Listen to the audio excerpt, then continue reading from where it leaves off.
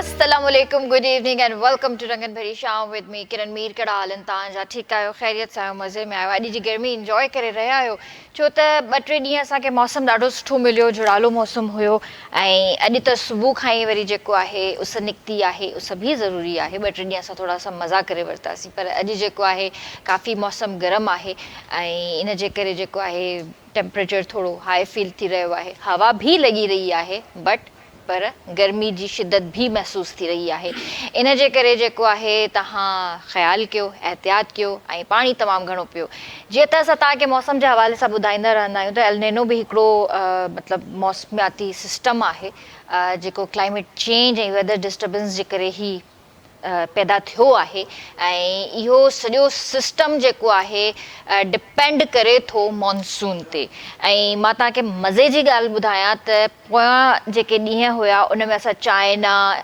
बांग्लादेश ऐं इंडिया में तमामु घणियूं तूफ़ानी बरसातूं ॾिठियूं पर हींअर एल नीनो जो एतिरो इफ़ेक्ट आहे बहरिया अरब में जो बांग्लादेश ऐं जेको आहे भर वारे मुल्क इंडिया में जेको आहे सफ़ा ड्राइनेस फील थी रही आहे उते किथे बि तव्हांखे झुड़ बि नज़र न ईंदो ऐं उते हींअर टेम्परेचर हाई थी रहियो आहे ऐं इहो वरी एल नीनो जो जेको असरु आहे उहो पाकिस्तान ते थी रहियो आहे ईंदड़ कुझु तक़रीबन 10 खां 15 ॾींहंनि जे अंदरि पाकिस्तान में इहो एल नीनो जा असरात एंटर थींदा जंहिंजी वजह सां पंजाब के कराची खां वठी कश्मीर ताईं असां चई सघूं था त असांखे सुठियूं बरसातूं मिलंदियूं बट अञा कराची में उहा जेका हिकिड़ी शिदत वारी जेका बरसाति चइजे उन में अञा थोरो टाइम आहे उन जे लाइ असांखे थोरो अञा वेट करिणो पवंदो छा आहे जो इहे सॼा इलाइक़ा घुमी पोइ हिते मींहुं वसंदो आहे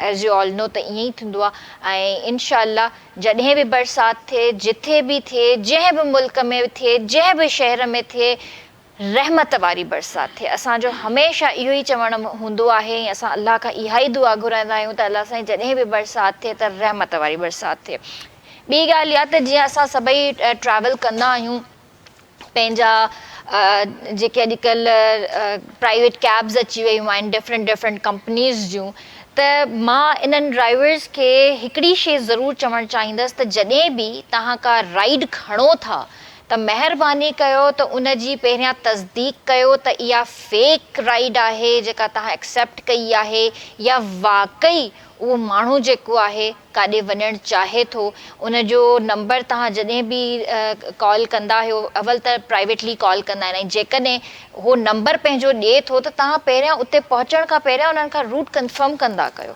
हुननि खां जेको आहे कॉल करे पुछंदा कयो त भई ही वाक़ई तव्हां जेका राइड बुक कराई आहे तव्हांखे वञिणो बि आहे या न छो त इलाही अॼु मां ॾिसी रही आहियां सोशल मीडिया ते जेके बि असांजा ड्राइवर्स आहिनि हर कोई पंहिंजी रोज़ी कमाए रहियो आहे हर कोई पंहिंजे पेट जे लाइ करे रहियो आहे पंहिंजे बच्चनि जे लाइ करे रहियो आहे त उन्हनि खे मां ॾिसी रही हुयसि वीचारा हर जाइ ते रड़ियूं पिया कनि त असां राइड जॾहिं बुक कयूं था त वधीक असांखे फेक राइड्स बि मिलनि थियूं या त वरी जॾहिं असां उन्हनि खे डेस्टिनेशन ते पुॼायूं था त असांखे उहो पे नथा कनि कंहिं न कंहिं तरीक़े सां उहे बहाना था कनि त असां तव्हांखे ऑनलाइन पेमेंट करे वठंदासीं बट ऑनलाइन पेमेंट बि नथा कनि उहो उथी करे हलिया था वञनि या त का फेक असांखे रिसिप्ट ॾेखारनि था या कंहिं ॿी जाइ ते ट्रांज़ेक्शन था कनि कुझु बि कनि था ऐं पोइ चवनि था त तव्हांखे पेमेंट थी वई आहे असां हलिया था वञूं ऐं असांखे पेमेंट उहा रिसीव ई कोन थी थिए पोइ जॾहिं असां उन माण्हू खे कॉल था कयूं त उहो असांजी कॉल बि रिसीव नथो करे त बेटर इज़ त तव्हां जॾहिं बि काई बि राइड बुक कयो था त महिरबानी करे इन शइ जो ख़्यालु रखो छो तव्हांजी रोज़ी इन सां जुड़ियल आहे त शोभी भाई बि असां सां गॾु आहिनि ऐं अॼु जेको आहे वर्ल्ड यूथ स्किल्स डे आहे इन जे हवाले सां बि ॻाल्हाईंदासीं कल्ह बि असांजो शो इन ई हवाले सां हुयो स्किल्स जे हवाले सां ॻाल्हि करे रहिया हुयासीं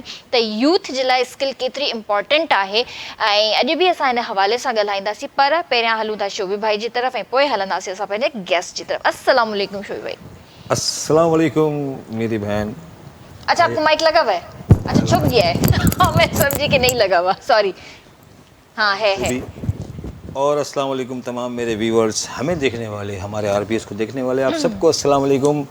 इंट्रो मैंने सुना नहीं कोई मसला नहीं, आप काम में बिजी थे, वो आपका काम है, ये मेरा काम है। तो इसलिए कैसे आप ठीक हैं? अल्हम्दुलिल्लाह, शुक्र अल्हम्दुलिल्लाह। आज का मौसम एंजॉय किया, गर्मी एंजॉय की आज की? गर्मी भी थी, हवा भी थी। अजीब सी बात थी कि हवा चल रही थी मगर फिर भी गर्मी थी। शुक्र है हवा तो चल रही है। हवा चल रही थी। हाँ। तो ज़बरदस्त है। मेरा तो सी पे जाने का बहुत मूड है और मैं यहाँ से नहीं शो आज खत्म कर आज नहीं, आज गर्मी है, आज मत जाए। आज पिकनिक है हमारी, हम क्रूज पे जाएंगे अच्छा शाम में, हाँ। चल, अच्छा आपने वो फिशिंग वाला भी सीन आजकल छोड़ा हुआ है ना? फिशिंग वाला सीन क्योंकि ज़ाहिर है हमारा एक काम है, हमारी जॉब है, हमें रोज़ यहाँ आना है, तो वो तो सारे एक्स्ट्रा टाइम्स के काम है, शौक है वो। तो अगर कोई बीच में ऑफ आएगा तो ज़रूर जाऊँगा। जबरदस्त जबरदस्त। चले फिर हमें भी बताइएगा, हम पूरी टीम चलेंगे आपके साथ बिल्कुल, फिशिंग करने इंशाल्लाह। तो जी व्यूअर्स, हाणे हलो था पंहिंजे गेस्ट जी तरफ़। सभिनि खां पहिरियां जो तारुफ़ कराइणु चाहींदसि, असां सां गॾु डॉक्टर तौफ़ीक़ भुट्टो हिते मौजूदु आहिनि, जेके यूथ एम्पावरमेंट, हायर एजुकेशन ऐं लीडरशिप ऐं रोटरी क्लब जा मेंबर आहिनि। उन्हनि खे भली कार कंदासीं। अस्सलाम वालेकुम। वालेकुम अस्सलाम। कीअं आहियो? ठीकु आहियो? अल्हम्दुलिल्लाह, तव्हां ॿुधायो, तव्हां ठीकु आहियो? अल्हम्दुलिल्लाह, मां बि बिल्कुलु ठीकु आहियां। उन खां अलावा असां सां गॾु सज्जाद हुसैन चांडियो साहब मौजूदु आहिनि, जेके master trainer, social activist, motivational speaker ऐं टीचर आहिनि। The Larkana education model school main campus ऐं कैंपस 2 जा डायरेक्टर बि आहिनि। चांडिया इतिहाद पाकिस्तान वेलफेयर राब्ता सेक्रेटरी बि आहिनि। सूबाई सिंध जा, उन्हनि खे बि भली कार कंदासीं। अस्सलाम वालेकुम। कीअं आहियो सर? ठीकु आहियो? अल्हम्दुलिल्लाह मैम, मां ॿुधायो ठीकु आहियो? अल्हम्दुलिल्लाह, मां बि बिल्कुलु ठीकु आहियां। जीअं त अॼु यूथ स्किल्स डे आहे, इन हवाले सां तव्हां छा चवणु चाहींदो? इन जी अहमियत छा आहे ऐं छो ज़रूरी आहे? सभिनी खां पहिरियां KTN न्यूज़ जे तमामु नाज़रीन खे मुंहिंजो सलाम, ऐं मां तमामु KTN न्यूज़ जी तमामु पूरी टीम जो थोराईतो आहियां, जिन अॼु हिन बहितरीन इवेंट में इनवाइट कयो आहे। हिकु बहितरीन टॉपिक ते ॻाल्हाइण जो मौक़ो ॾिनो आहे। 15 जुलाई यूथ स्किल्स डे सेलिब्रेट कयो वेंदो आहे पूरी दुनिया जे अंदरि। हीउ ॾींहुं UN जे जेको आहे 2014 में स्टार्ट थियो। हिन ॾींहं जो मक़सदु इहो आहे त नौजवाननि लाइ, यूथ लाइ सिर्फ़ु तालीम ज़रूरी न आहे, किताबी तालीम ज़रूरी न आहे, लेकिन उन सां गॾोगॾु उन्हनि जे स्किल्स मैटर कंदा आहिनि। छो त जेतिरो स्किल्स ते तव्हां फोकस कंदो, तव्हांजो कैरियर सुठो थींदो ऐं जेको आहे तव्हांजी जेको आहे ग्रोथ थींदी। इन करे हे ॾींहुं पूरी दुनिया में, पूरे कंट्रीज़ में, पूरी वर्ल्ड में सेलिब्रेट कयो वियो आहे त तव्हां कम्युनिकेशन स्किल्स, पंहिंजो लीडरशिप स्किल्स, पंहिंजी जेको आहे प्रोफेशनल डेवलपमेंट ते जेको आहे तव्हांखे कमु करणु खपे। नयूं नयूं टेक्नोलॉजी सिखणु खपनि, छो त डे बाय डे दुनिया तरक़ी कंदी थी वञे ऐं असांखे बि घुरिजे, असांजी यूथ खे घुरिजे त जेको आहे आर्टिफिशियल इंटेलिजेंस जो दौरु आहे, AI जो दौरु आहे, त नयूं नयूं टेक्नोलॉजीज़, नयूं नयूं जेके शयूं अचनि थियूं, उहे असांखे अवेयरनेस ॾियण जी ज़रूरत आहे तमामु यूथ खे। सही, पर तव्हांखे छा थो लॻे त असांजा जेके नौजवान आहिनि, इन्हनि सभिनि स्किल्स ते कमु करे रहिया आहिनि? बिल्कुलु, बेसिकली स्किल्स जेके आहिनि उहे वॾियूं मैटर थियूं कनि। ऐं नौजवान नस्ल कंपेरेटिवली अगरि ॾिठो वञे त पहिरियां एतिरी अवेयरनेस न हुई, लेकिन अॼुकल्ह अवेयरनेस इन शइ जी आई आहे ऐं अॼु जा यूथ पंहिंजो AI खां हेल्प वठनि था, लेकिन अञा मज़ीद असांखे इंटीरियर जी तरफ़ मूव करणु खपे। उन्हनि इलाइक़नि में, उन्हनि जॻहियुनि ते वञणु खपे जिथे टेक्नोलॉजी न आहे। ऐं अगरि टेक्नोलॉजी आहे त स्किल्स त आहिनि, पर मेन जेको शइ आहे उन्हनि जी गाइडेंस न आहे, उन्हनि जी जेका कैरियर काउंसलिंग आहे यूथ जी, उहा प्रॉपर तरीक़े सां न आहे। त मेन शइ जेको मां ॾिसां थो आहे, असां जेको बीइंग अ सोशल एक्टिविस्ट ऐं बीइंग अ रिप्रेज़ेंटेटिव, मां डिस्ट्रिक्ट रोट्रैक्ट रिप्रेज़ेंटेटिव आहियां, सिंध ऐं बलूचिस्तान जे नौजवाननि जी नुमाइंदगी करे रहियो आहियां। उते ॾिसूं था त जिन इलाइक़नि जे अंदरि अहिड़ा ॿार आहिनि, अहिड़ा स्कूल्स आहिनि जिथे नवां जेको आहे शयूं टेक्नोलॉजीज़ नथियूं सेखारी वञनि। असांजी कोशिशि आहे, असांजे पूरे इदारे जी कोशिशि उहा उते आहे त असां एजुकेशन ते कमु करे सघूं, असां लीडरशिप स्किल्स ते कमु करे सघूं, मेन उन्हनि जी कम्युनिकेशन स्किल्स ते कमु करे सघूं। ॿार तालीम हासिलु कनि था, लेकिन तालीम उन खां पोइ डिग्री हासिलु करणु सभु कुझु न हूंदो आहे। केतिरा ई नौजवान अहिड़ा तव्हां ॾिठा हूंदा जिन डिग्री हासिलु कई आहे, तालीम हासिलु कई आहे, लेकिन 30-40 हज़ारनि जी नौकिरी लाइ जेको आहे परेशान आहिनि। वजह उनजी छा आहे? उन सां तालीम सां गॾोगॾु हुननि जे अंदरि स्किल्स न आहिनि। उहा ई ॻाल्हि आहे न, त सिर्फ़ु डिग्री ई जेको आहे इनफ न हूंदी आहे। असांखे पंहिंजे हर मतिलबु पार्ट ते कमु करिणो आहे, असांखे पंहिंजी कम्युनिकेशन ते कमु करिणो आहे, असांखे पंहिंजे बिहेवियर ते कमु करिणो आहे, असांखे पंहिंजी लीडरशिप ते कमु करिणो आहे, एम्पावरमेंट ते कमु करिणो आहे, ऐं वधि खां वधि जेका मां चवंदी आहियां त असांखे कम्युनिकेशन ते कमु करणु खपे।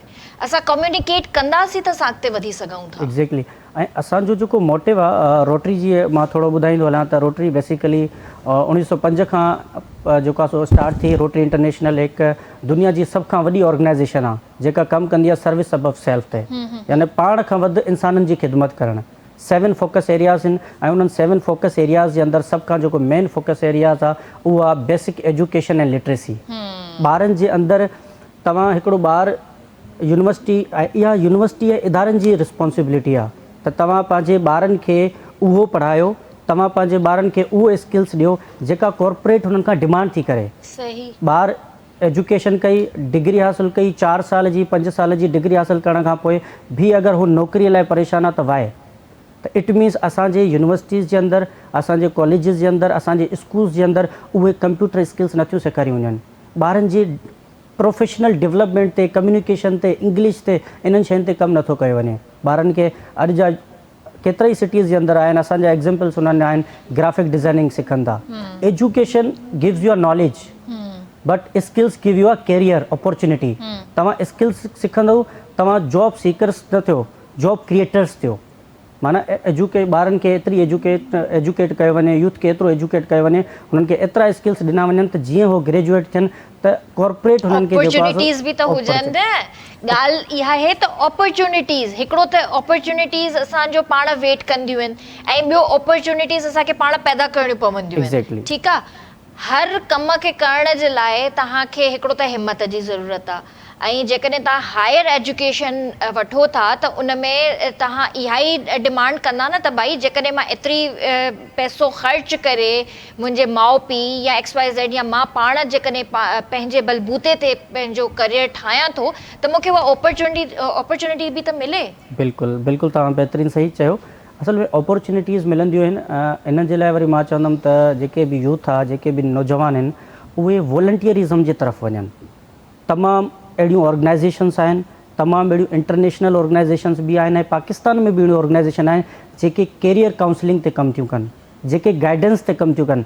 जेतिरी तव्हांजी मेंटोरशिप सुठी हूंदी, अपॉर्चुनिटीज़ ऑटोमेटिकली तव्हां वटि ईंदी। सही। माना गाइडेंस तव्हांजी सुठी हूंदी छो त तव्हां सोशली बि एक्टिव थियो। सिर्फ़ु तालीम हासिलु करणु ऐं इहा शइ ज़रूरी न हूंदी आहे। जेतिरो तव्हांजो नेटवर्क स्ट्रॉन्ग हूंदो, पंहिंजी कम्युनिटी लाइ, इंसानु पंहिंजे लाइ त कमु कंदो आहे। मां टॉप कयो 4 आउट ऑफ 4 CGPI, बट मां सोसाइटी लाइ छा कयो, मां पंहिंजे घर लाइ छा कयो। माना अगरि तव्हां पाण टॉप कयो था त पाण जहिड़ा लीडर्स जनरेट कयो, उहा एजुकेशन ट्रांसफ़र कयो यूथ जे अंदरि, त उहा कॾहिं ईंदी। उहा जेके अहिड़ियूं NGOs आहिनि या अहिड़ियूं ऑर्गेनाइज़ेशन्स आहिनि जिते कैरियर काउंसलिंग जा सेशन्स ॾिना था वञनि, जिते ट्रेनिंग्स ॾिनियूं थियूं वञनि, लीडरशिप ते ॾिनियूं थियूं वञनि, इन्हनि शयुनि ते उहे ऑर्गेनाइज़ जॉइन कयो। उते तव्हांखे डिफरेंट तरह जा तव्हांखे स्पीकर्स बि मिलंदा जेके तव्हांखे गाइड कंदा त तव्हां जेको आहे सो हे अपॉर्चुनिटी तव्हां कीअं अवेल करे सघो था। छो त अॼु जे दौर में तव्हांखे ख़बर आहे त नेटवर्क इज़ योर नेटवर्थ। जेतिरो तव्हांजो नेटवर्क स्ट्रॉन्ग हूंदो ऐं अपॉर्चुनिटीज़ तव्हांजे जेको आहे सो ज़बरदस्त ज़बरदस्त। सर कीअं आहियो तव्हां? ठीकु आहियो? अल्हम्दुलिल्लाह मैम। अच्छा, जीअं त भा ॻाल्हि कई त असांखे जेको आहे करियर काउंसलिंग जी ज़रूरत आहे, त गाइडेंस जी ज़रूरत आहे, त तव्हां माशाल्लाह टीचर आहियो, पाण तव्हां मोटिवेशनल स्पीकर बि आहियो। पहिरियां त मूंखे इहो ॿुधायो त अॼु जे दौर में असांखे गाइडेंस ऐं इन जी छो थी ज़रूरत पवे पई? बिस्मिल्लाह रहमान रहीम। सभ खां पहिरियां मुंहिंजो सलाम नाज़रीन खे जेके ॾिसी रहिया आहिनि। उनखां पोइ आउं शुक्रगुज़ार आहियां KTN जी मुकमल टीम जो, स्पेशली होस्ट मैडम किरण मीर जो एंड डायरेक्टर अज़हर जोखे साहब जो। गाइडेंस एंड काउंसलिंग मैम इंतिहाई ज़रूरी आहे। उन जे लाइ ज़रूरी आहे त अॼुकल्ह जेके असांजा वालिदेन आहिनि न, स्पेशली जेकॾहिं कंहिंजो पीउ डॉक्टर आहे त हू पंहिंजे पुट खे बि डॉक्टर ॾिसणु थो चाहे। तव्हां उनखे ब्लूम टेक्ज़ोनॉमी असांखे ॾिनी हुई 1956 में, मीन्स 70 साल पहिरियां असांखे ब्लूम टेक्ज़ोनॉमी जे हवाले सां बेंजामिन ब्लूम असांखे ॿुधाए वियो हो। तव्हां ॿारनि जा स्किल्स त चेक कयो न, छा हिन खे जेकॾहिं तव्हां डॉक्टर कयो था त हिन में उहे एबिलिटीज़ डॉक्टर वारियूं आहिनि सही। जेकॾहिं उनखे उहे डॉक्टर वारियूं एबिलिटीज़ न हूंदियूं त अॻिते हली उहो फेल था वञनि। अॻिते हली उहो पंहिंजी जेको आहे सो पंहिंजी जॉब्स में इन्हनि में हू कमु नथा करे सघनि छो त उन्हनि में उहा एबिलिटी न आहे। अहिड़े ई हवाले सां रिसेंटली मुंहिंजो हिकु बुक शाया थियो हुयो, मां जेकी हिकिड़ी रिसर्च कई हुई, impact of guidance and counselling on career choice of students जो कैरियर चॉइस जेको थिए थो न मैम, उहो थिए थो 9th एंड मैट्रिक खां। 9th ऐं मैट्रिक में सिंध गवर्नमेंट खे खपे ऐं असांजे प्राइवेट इंस्टीट्यूट खे खपे त हू हिकु हिकिड़ी फील्ड डेवलप कनि जिथे हू गाइड करे सघनि, काउंसलिंग करे सघनि, ॿारनि जो उहो मयार ॾिसी सघनि त हिन जी कहिड़े शोबे में, इंजीनियरिंग में वञणु बहितरु आहे या मेडिकल में वञणु बहितरु आहे। ज़रूरी न आहे त हुनजो पीउ टीचर आहे त पुटु बि टीचर थिए। इन हवाले सां जेकॾहिं इन शोबे जो मां सम्झां थो त हिते इंतिहाई सख़्तु ज़रूरत आहे, छो त मां जेकी काउंसलिंग रिसर्च कई आहे मुख़्तलिफ़ एरियाज़ में, रैंडमली वे मां हुन में सिलेक्ट कयो, मुंहिंजो मिक्स मेथड हुयो। मां हुन में इहा शइ नोट कई त पेरेंट्स अक्सर चाहिनि था त जेको असांजो हरगिज़ ईअं न आहे। ब्लूम टैक्सोनॉमी चए थो त तव्हां ॿार जी एबिलिटी ॾिसो, ॿार में स्किल्स त ॾिसो हुन जा, जेकॾहिं डॉक्टर जे हवाले सां, इंजीनियरिंग जे हवाले सां त छा इंजीनियरिंग जे उन सब्जेक्ट्स में ही स्ट्रॉन्ग आहे, या ही जेको ॿारु आहे असांजो मेडिकल में साइंस सब्जेक्टनि में ख़ुशूसन बायोलॉजी, केमिस्ट्री, फिज़िक्स में उहा हिन में एबिलिटी आहे। जेकॾहिं न आहे त तव्हां उन फील्ड में हुनखे छो था मोकिलियो? पोइ हू अॻिते हली इंतिहाई परेशान थो थिए, पोइ हू न मुकमल सही तरह स्टडी करे सघे थो, पोइ हू ज़हनी दबाव, ज़हनी प्रेशर में अची करे पोइ काफ़ी अॻिते हली हुन सां इशू क्रिएट थियनि था। सो इन जे लाइ मां चवंदुमि गाइडेंस एंड काउंसलिंग तमामु ज़रूरी आहे। मां ख़ुशूसन जेसिताईं अलाह कंदो असांजो इदारो क़ाइमु थी वेंदो, मां ख़ुशूसन 9th matric first year inter जे सभिनी टीचर्स खे, चाहे सरकारी हुजनि चाहे प्राइवेट हुजनि, उन्हनि खे इहा ई गुज़ारिश कंदुमि त पंहिंजे क्लासिस में हर हिकु ॿार ते नज़र रखो ऐं उनखे गाइड ऐं काउंसलिंग ॾियो। उनखे ॿुधायो त तव्हां बाबा हिन फील्ड में बहितर तरीक़े सां अॻिते हली सघो था, बहितरु आहे त हिन शइ खे चॉइस कयो। बिलीव कयो, मां पंहिंजी लाइफ में जॾहिं 9th मैट्रिक में हुयुमि त असां परेशान हुआसीं त इंजीनियरिंग कयूं या मेडिकल कयूं, कोई बि असांखे गाइड करण लाइ तयारु न हो। उस्ताद खां पुछूं पिया त बाबा चई पोइ जेको फॉर्म में लिखे इंजीनियरिंग लिखियो आहे, बसि मेडिकल लिखो, जेको सम्झ में अचे लिखो।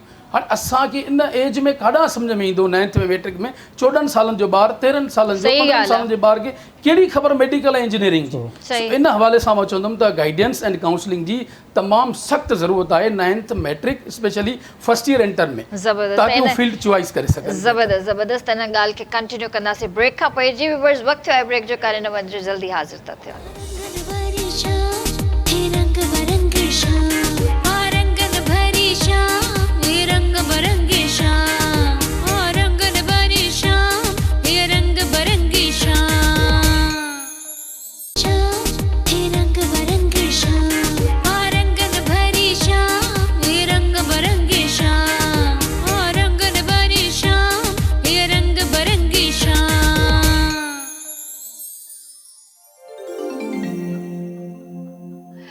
तव्हांखे भलिकार कंदासीं। शोएब भाई जेको आहे न डेली कोई न कोई जेको आहे न एक्सपेरिमेंट कंदो रहंदो आहे म्यूज़िक सां, ऐसा ही है? निकल भी आएगा, नहीं करे, यहाँ पे बहुत सारे यहाँ पे पड़े हुए अच्छा, तव्हां ॻाल्हि खे कंटिन्यू कयो जेका असां ब्रेक खां पहिरियों। एक्चुअली इहो त मैम जेकॾहिं अॼु वर्ल्ड यूथ स्किल्स डे आहे, जेकॾहिं मां उनजे बारे में न ॻाल्हाईंदुमि त शायदि सज़ा थी आहे। उन हवाले सां मां ॿुधाईंदुमि त हीअ 18 दिसंबर 2014 में यूनाइटेड नेशन जनरल असेंबली में ही पास थियो हुयो, मंज़ूर कयो वियो हुयो। पर इहो जेको पहिरियों भेरो जेको हिनखे मल्हायो वियो इंटरनेशनली लेवल ते, उहो 15 जुलाई 2015 में मल्हायो वियो। अच्छा। हा, उनखां पोइ मुख़्तलिफ़ ऐं ही जेको यूनाइटेड असांजो नेशन आहे, हर साल पंहिंजी का नई शइ इजाद कंदो आहे यूथ जे लाइ स्पेशली। हाणे स्किल्स जे हवाले सां मां ॿुधायां, अदा बि तमामु ज़बरदस्त ॿुधायो। हाणे स्किल्स छा आहे? स्किल्स रुगो अदा ॿुधायो त एजुकेशन आहे। Skills can be learned through education, training and experience. जेकॾहिं एजुकेशन न हूंदी त उनजी ट्रेनिंग बि न थी सघंदी, उनजा एक्सपीरियंस त थींदो पर उहो शयुनि खे न सम्झी सघंदो। इन जे लाइ असांजी एजुकेशन तमामु ज़रूरी आहे। उनखां अलावा मां चवंदुमि त पंहिंजे हर घर जे हिकु फ़र्द खे, हिकु यूथ, हिकु नौजवान खे तव्हां कंहिं न कंहिं हिकु हुनर में, कंहिं न कंहिं हिकु स्किल में ज़रूरु उनखे शामिलु कयो।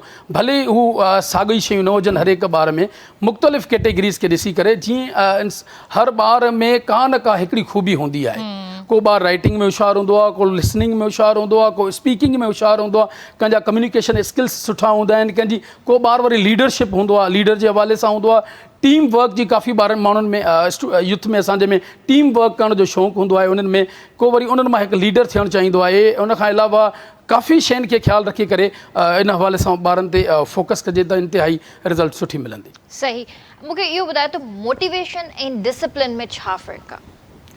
मीन्स मोटिवेशन जेका आहे असां सिर्फ़ु मोटिवेशन ॿिनि क़िस्म जी थींदी आहे, हिकु हूंदी आहे एक्सटर्नल, हिकु हूंदी आहे इंटरनल। मोटिवेशन असां जेकी इंटरनल हूंदी आहे उहा ख़ूब ई ख़ूब अंदरि ई अंदरि असां पाण खां चेंजिंग आणियूं, जेका ज़ाहिरी न हुजे इंटरनल। एक्सटर्नल ईअं हूंदी आहे त असां कंहिं स्टूडेंट्स खे ॾिठोसीं, कंहिं जेको आहे सो इदारे जे माण्हू खे ॾिठोसीं, कंहिं यूथ खे कंहिं स्किल में कमु कंदे ॾिठोसीं ऐं मूंखे शौक़ु जागी पियो त हाणे मां बि जेको आहे सो इन मां मोटिवेट थी करे इहा शइ कयां, इहा हूंदी आहे मोटिवेट।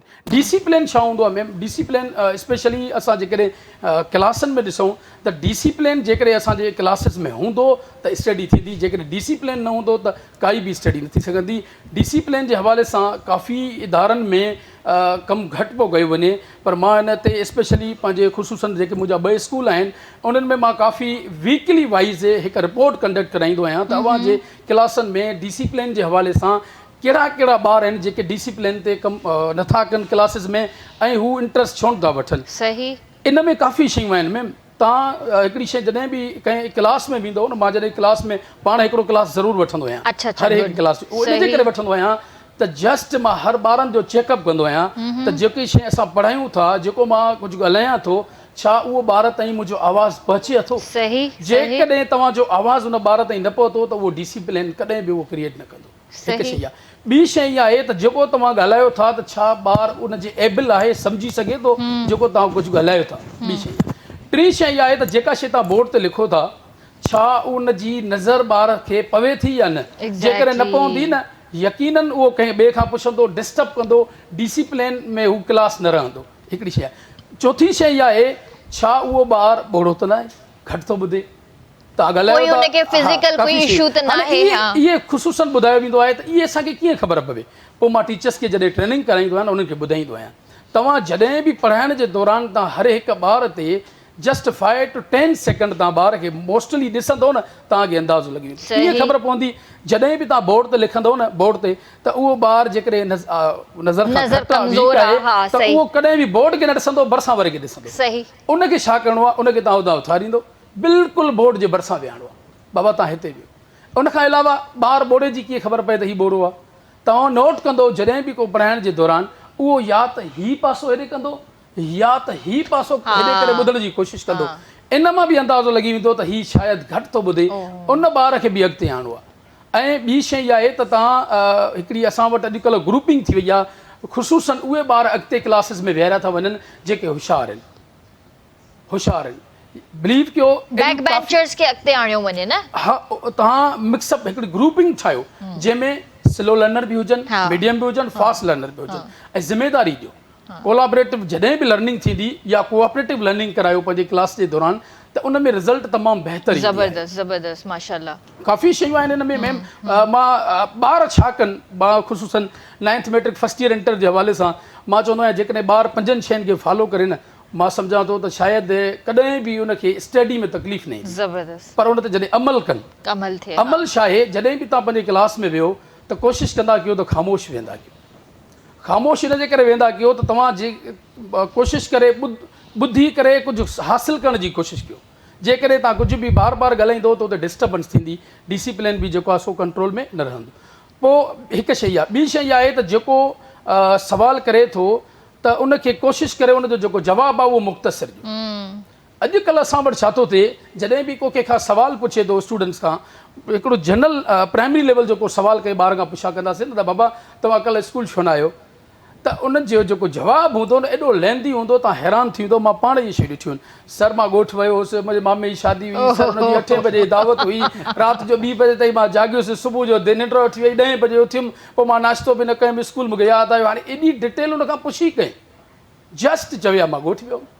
हा, जॾहिं पुछूंसि हा त बाबा तव्हां ॻोठु छो वियो, त पोइ चविया पोइ बि इहा शइ न आहे ॿुधाइणी त हुनजो निकाह हिन वक़्तु थियो, मानी हिन वक़्तु आराम। ईअं सिर्फ़ु टू द टॉपिक, जेको चयो थो वञे उहो ॿुधायो वञे। ऐं मुख़्तसिर जॾहिं बि को ॿार जवाबु ॾींदो न त उते स्टडी वधीक थींदी हुन क्लास में। ॿी शइ आहे। टी शइ छा आहे त टू द टॉपिक मीन्स जेको सवाल पुछियो थो वञे उनजो ई जवाब। उनजे मुताबिक़ हुजे। हा। मीन्स सवाल हिकिड़ो कजे जवाब ॿियो ॾींदा आहिनि अक्सर हा, ॿार। इहा शइ बि न हुजणु खपे। जेकॾहिं ॿार इन ते फॉलो कंदा न, मां सम्झां थो त काफ़ी ज़बरदस्त इन ते रिज़ल्ट मिले थी। माशाल्लाह, मूंखे ॾाढी ख़ुशी थी त तव्हां एतिरनि शयुनि ते पंहिंजे स्कूल में कमु करे रहिया आहियो। ऐं माशाल्लाह सां असां वटि जेके बि हिते टीचर्स ईंदा आहिनि, जॾहिं बि उन्हनि सां डिटेल में ॻाल्हियूं थींदियूं आहिनि, त इन्हनि हवालनि सां असां कंहिं बि अॼु ॾींहं ताईं डिस्कस नाहे कयो। रियली आई एम ग्लैड त तव्हां इन ते कमु करे रहिया आहियो ऐं महिनत एतिरी करे रहिया आहियो ॿारनि जे फ्यूचर ते। माशाल्लाह, ज़बरदस्त। जीअं त भाउ असांखे इलाही हवाले सां डिसिप्लिन जे हवाले सां गाइड कयो, पर उहो स्कूल रिलेटेड हुयो, स्टूडेंट्स रिलेटेड हुयो। डिसिप्लिन सिर्फ़ु स्कूल्स में न, डिसिप्लिन ओवरऑल असांजी लाइफ में हूंदो आहे। नंढे हूंदे खां वठी वॾे हूंदे ताईं जेतिरी बि तव्हांजी ज़िंदगी आहे, डिसिप्लिन असां सां गॾु गॾु हलंदो आहे। इहो डिसिप्लिन असांजो उन वक़्तु छो ख़तमु थी वेंदो आहे जॾहिं असांखे जॉब्स न मिलंदियूं आहिनि, जॾहिं असां कंहिं परेशानी में हूंदा आहियूं, या त वरी असांखे अगरि का सुठी हायर स्टडीज़ करण जे लाइ काॾे ॿाहिरि मोकिलियो वेंदो आहे, त इहो डिसिप्लिन असांजो उते छो ख़तमु थी वेंदो आहे। असांखे इन स्किल ते बि त कमु करणु खपे न, इहो बि त असांजो मेन स्किल आहे न। एक्ज़ैक्टली। बेसिकली जीअं साईं जन ॻाल्हि कई, बहितरीनु ॻाल्हि कई। हाणे इहा त असां ॻाल्हि कईसीं जेके एजुकेटेड ॿार आहिनि उन्हनि जे स्किल्स ते ॻाल्हि कईसीं। डिसिप्लिन तव्हां जीअं चयो त हर फील्ड जे अंदरि डिसिप्लिन आहे। डिसिप्लिन सिर्फ़ु एजुकेशन में न। मां फॉर एग्ज़ाम्पल हिते आयो आहियां त मां टाइम जो ख़्यालु कयो। मूंखे जेको टाइम ॾिनो वियो हुयो, time management is the best. तव्हां कंहिं बि शइ में अगरि तव्हां टाइम मैनेजमेंट अगरि तव्हांखे अचे थी, यू विल बी सक्सेसफुल। उहो चाहे तव्हांजो प्रोफेशन हुजे, तव्हांजी ॿी का एक्टिविटी हुजे, तव्हांजी का मीटिंग हुजे, तव्हांजी का सोशल लाइफ हुजे, तव्हांजो पंहिंजो डिसिप्लिन हुजे, उहा शइ। हाणे घर में ज़ाहिरी ॻाल्हि आहे, अगरि 5 ॿार आहिनि त 5 ई त न पढ़ियल हूंदा आहिनि। उन्हनि मां 2 अहिड़ा बि हूंदा जेके अनएजुकेटेड हूंदा। उन्हनि जे लाइ छा कजे?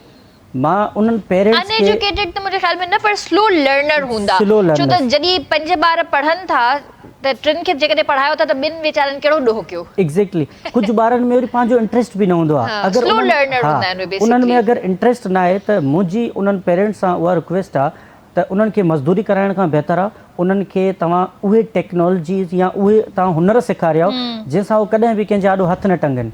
जीअं फॉर एग्ज़ाम्पल केतिरी जेको आहे सो वोकेशनल ट्रेनिंग्स थींदियूं आहिनि। कंहिंखे तव्हां इलेक्ट्रीशियन जो कमु सेखारे छॾियो, कंहिंखे प्लम्बरी जो कमु सेखारे छॾियो, कंहिंखे को जेको आहे सो टेलर जी जेको आहे सो कंहिं शॉप ते बीहारे छॾियो। एटलीस्ट अगरि हुननि खे जेको आहे सो दुनियावी तालीम न आहे त हुननि खे पंहिंजो हुनुर हूंदो। जॾहिं बि उहो अॻिते हली जेको आहे सो शादी कंदा या ॿियूं कोई शयूं कंदा त एटलीस्ट पंहिंजी जेका रिस्पॉन्सिबिलिटी आहे हुननि खे उहा हुननि खे ख़बर पवंदी। अच्छा, अॼु जे दौर में नौजवाननि खे उहा कहिड़ी स्किल आहे जेका सभ खां वधीक उन्हनि खे सिखण जी ज़रूरत आहे? बहितरीनु सभिनी खां पहिरियां ॾिठो वञे त दुनिया डे बाय डे तरक़ी कंदी थी वञे। असां अगरि पाकिस्तान लेवल ते ॻाल्हि कयूं त ॿियनि कंट्रीज़ ताईं अञा उते न आहियूं। AI जो दौरु आहे। AI हर स्कूल में, हर इदारे में, हर कॉर्पोरेट में, चाहे वो हेल्थ सेक्टर हुजे, चाहे जेको आहे सो तव्हांजी इंडस्ट्री हुजे, तव्हांजो कॉर्पोरेट हुजे, किथे बि हुजे, AI जी ट्रेनिंग मस्ट आहे। छो त आर्टिफिशियल इंटेलिजेंस जो दौरु आहे। ॿारनि खे निसाबी उहे जेके पुराणा किताब हुया, उहे जेके ॿियूं शयूं हुयूं, उन्हनि मां कढो। सिंध गवर्नमेंट खे मां एप्रिशिएट बि कंदुमि ऐं जेको आहे इन करे एप्रिशिएट कंदुमि, ॾिसो हाणे PhD GST या जेके बि टीचर्स अपॉइंट थिया आहिनि, हायर थिया आहिनि, उहे वेल एजुकेटेड आहिनि।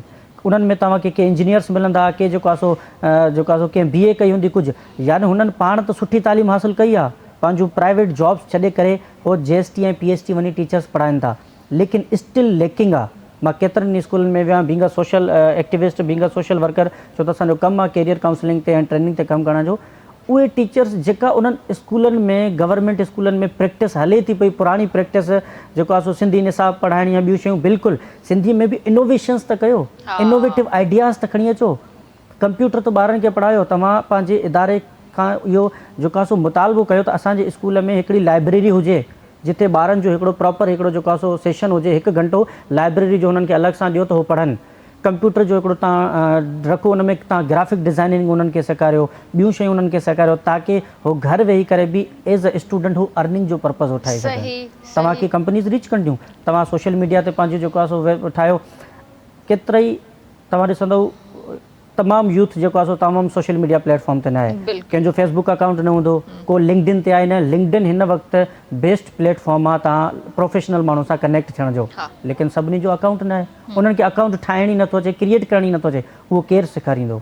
उहे टीचर सेखारींदा, उहे मेंटोर्स सेखारींदा जेके तव्हां जिन सां कमु कयो था। सही। त मेन शइ आहे पंहिंजी लाइफ में मां यंगस्टर्स खे इहो जेको आहे सजेस्ट कंदुमि त गोल सेटिंग कयो, पंहिंजो गोल सेट कयो, पंहिंजा जेको आहे टारगेट्स ठाहियो त तव्हांखे करिणो छा आहे लाइफ में। ऐं अलाह पाक हर इंसान जे अंदरि सलाहियत रखी आहे। तॾहिं जॾहिं तव्हां गोल सेटिंग कंदा आहियो, जॾहिं पंहिंजा टारगेट सेट कंदा आहियो, त हिकिड़ी रिसर्च आहे, मां हिकिड़ी जॻह ते पढ़ां पियो त जॾहिं बि तव्हां गोल सेटिंग कंदो न 40% त उहे तव्हांजी ऑटोमेटिकली अचीव थींदी आहे। सही ॻाल्हि आहे। वजह छो त हिकु डायरेक्शन तव्हांखे मिलियल हूंदी आहे त मूंखे कहिड़ी डायरेक्शन में वञिणो आहे। एम क्लियर आहे न, एम क्लियर आहे। तव्हांजो फ्यूचर ब्राइट आहे, तव्हांखे ख़बर आहे त मूंखे कहिड़े पासे वञिणो आहे। जॾहिं तव्हांजी मंज़िल आसान थी वेंदी त पोइ त कोई बि प्रॉब्लम्स ई न रहंदा। Exactly. नियत साफ़ त मंज़िल आसान। त इन ई ॻाल्हि ते जेको आहे वठूं था हिते ब्रेक ऐं जल्दी हाज़िर था थियूं।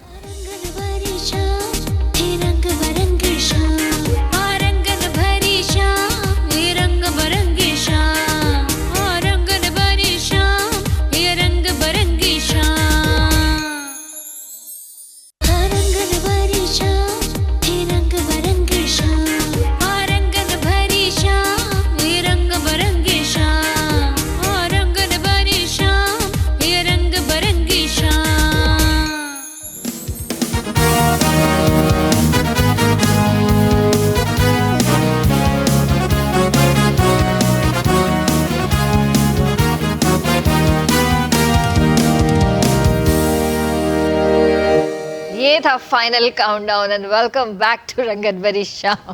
फाइनल काउंटडाउन याद दिला दिया शोभी भाई। सो ॿीहर तव्हांखे भलीकार कंदासीं ऐं सवेर जेको आहे शोभी भाई खां असां गानो न ॿुधी सघियासीं त हींअर असां वटि टॉपिक ज़बरदस्त छिड़जी चुका आहिनि। त इन करे मां चाहींदसि त शोभी भाई खे पहिरियां टाइम ॾिजे, पोइ असां पंहिंजी ॻाल्हियुनि खे कंटिन्यू कयो। त शोभी भाई क्या सुना रहे हैं इस वक्त आप? ये गाना बड़ा ज़बरदस्त, क्योंकि ये है फ़ारसी एक्चुअली कलाम, और लाइव में इसे किसी ने भी नहीं गाया। लाइव गाने की मेरे ख्याल में शायद किसी ने हिम्मत भी नहीं की, क्योंकि ये लैंग्वेज ऐसी है फ़ारसी, किसी की समझ में नहीं थी। पश्तो फ़ारसी बहुत कम लोग हैं जो इसे समझ पाते हैं। मिलती जुलती भी तो है बहुत। तो हमारे गांव में है जो इसके कुछ वर्ड हम समझ लेते हैं इसके, तो ये मगर ये कंपोजिशन बड़ी ज़बरदस्त है। तो आज मैं इसे लाइव रंगन भरी शाम में लाइव कर रहा हूँ। यकीनन ये जो लोग सुनेंगे, जो सिंगर्स हैं बाकायदा, उनको बड़ा अच्छा लगेगा। ये है अच्छा, मैंने एक इसमें इम्प्रोवाइजेशन कर ली है। बेसिकली ये फ़ारसी पश्तो म्यूज़िक है, लेकिन मैंने इसे एक सिंधी बलोची म्यूज़िक का टाइप दे दिया है, तो ठीक हो गया।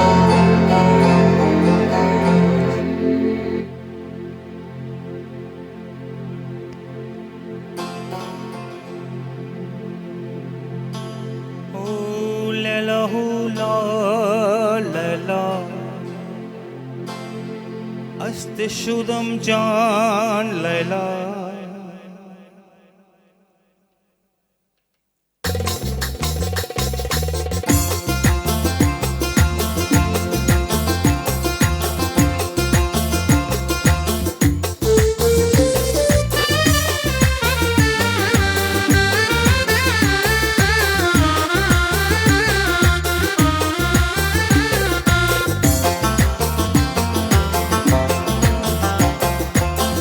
लैला हो ला लैला, लैला हो ला लैला, लैला हो ला लैला, लैला हो ला लैला, अप्सरा हूर लैला, अप्सरा हूर लैला हो, लैला हो ला लैला।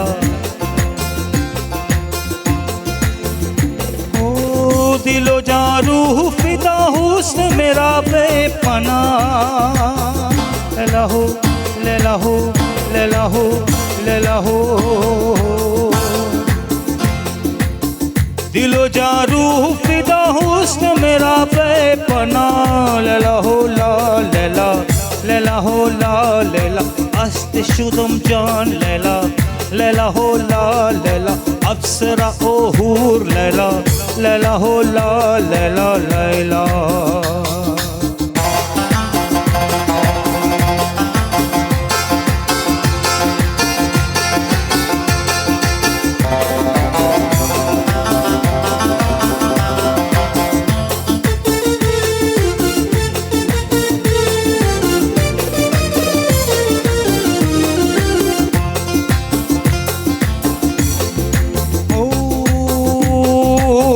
जिसने भी देखा मुझे उसको मुझसे मुझसे प्यार हुआ लैला हो लैला हो लैला हो ला लैला वस्त शुदम जान लैला जिसने भी देखा मुझे उसको मुझसे प्यार हुआ देखते देखते हुस्न को हैरान हुआ लैला हो ला लैला लैला हो ला लैला अप्सरा ओ हूर लैला हस्त शुदम जान लैला लैला हो ला लैला लैला लैला लड़ी लैला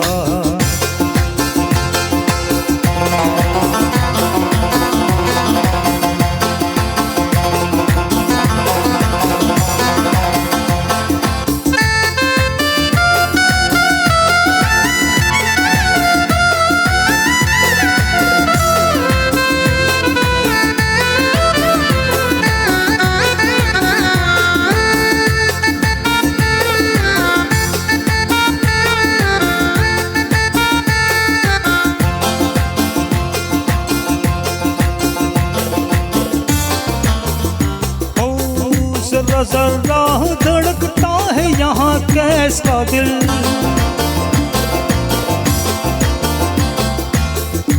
जर्रे में धड़कता है यहाँ कैसा दिल हर बगोले में नजर आता है तेरा ही महल लैला हो लैला हो लैला हो जान लैला हस्त शुदम जान लैला बहुत मगरूर लैला लैला हो ला लैला अप्सरा ओ हूर लैला दिलो जारू लैला दिलो जारू लैला बात कुछ ऐसी हुई रूह को आराम मिला लैला हो लैला हो लैला हो लैला हो जान लैला हस्ते शुदम जान लैला वेरी नाइस शोएब भाई।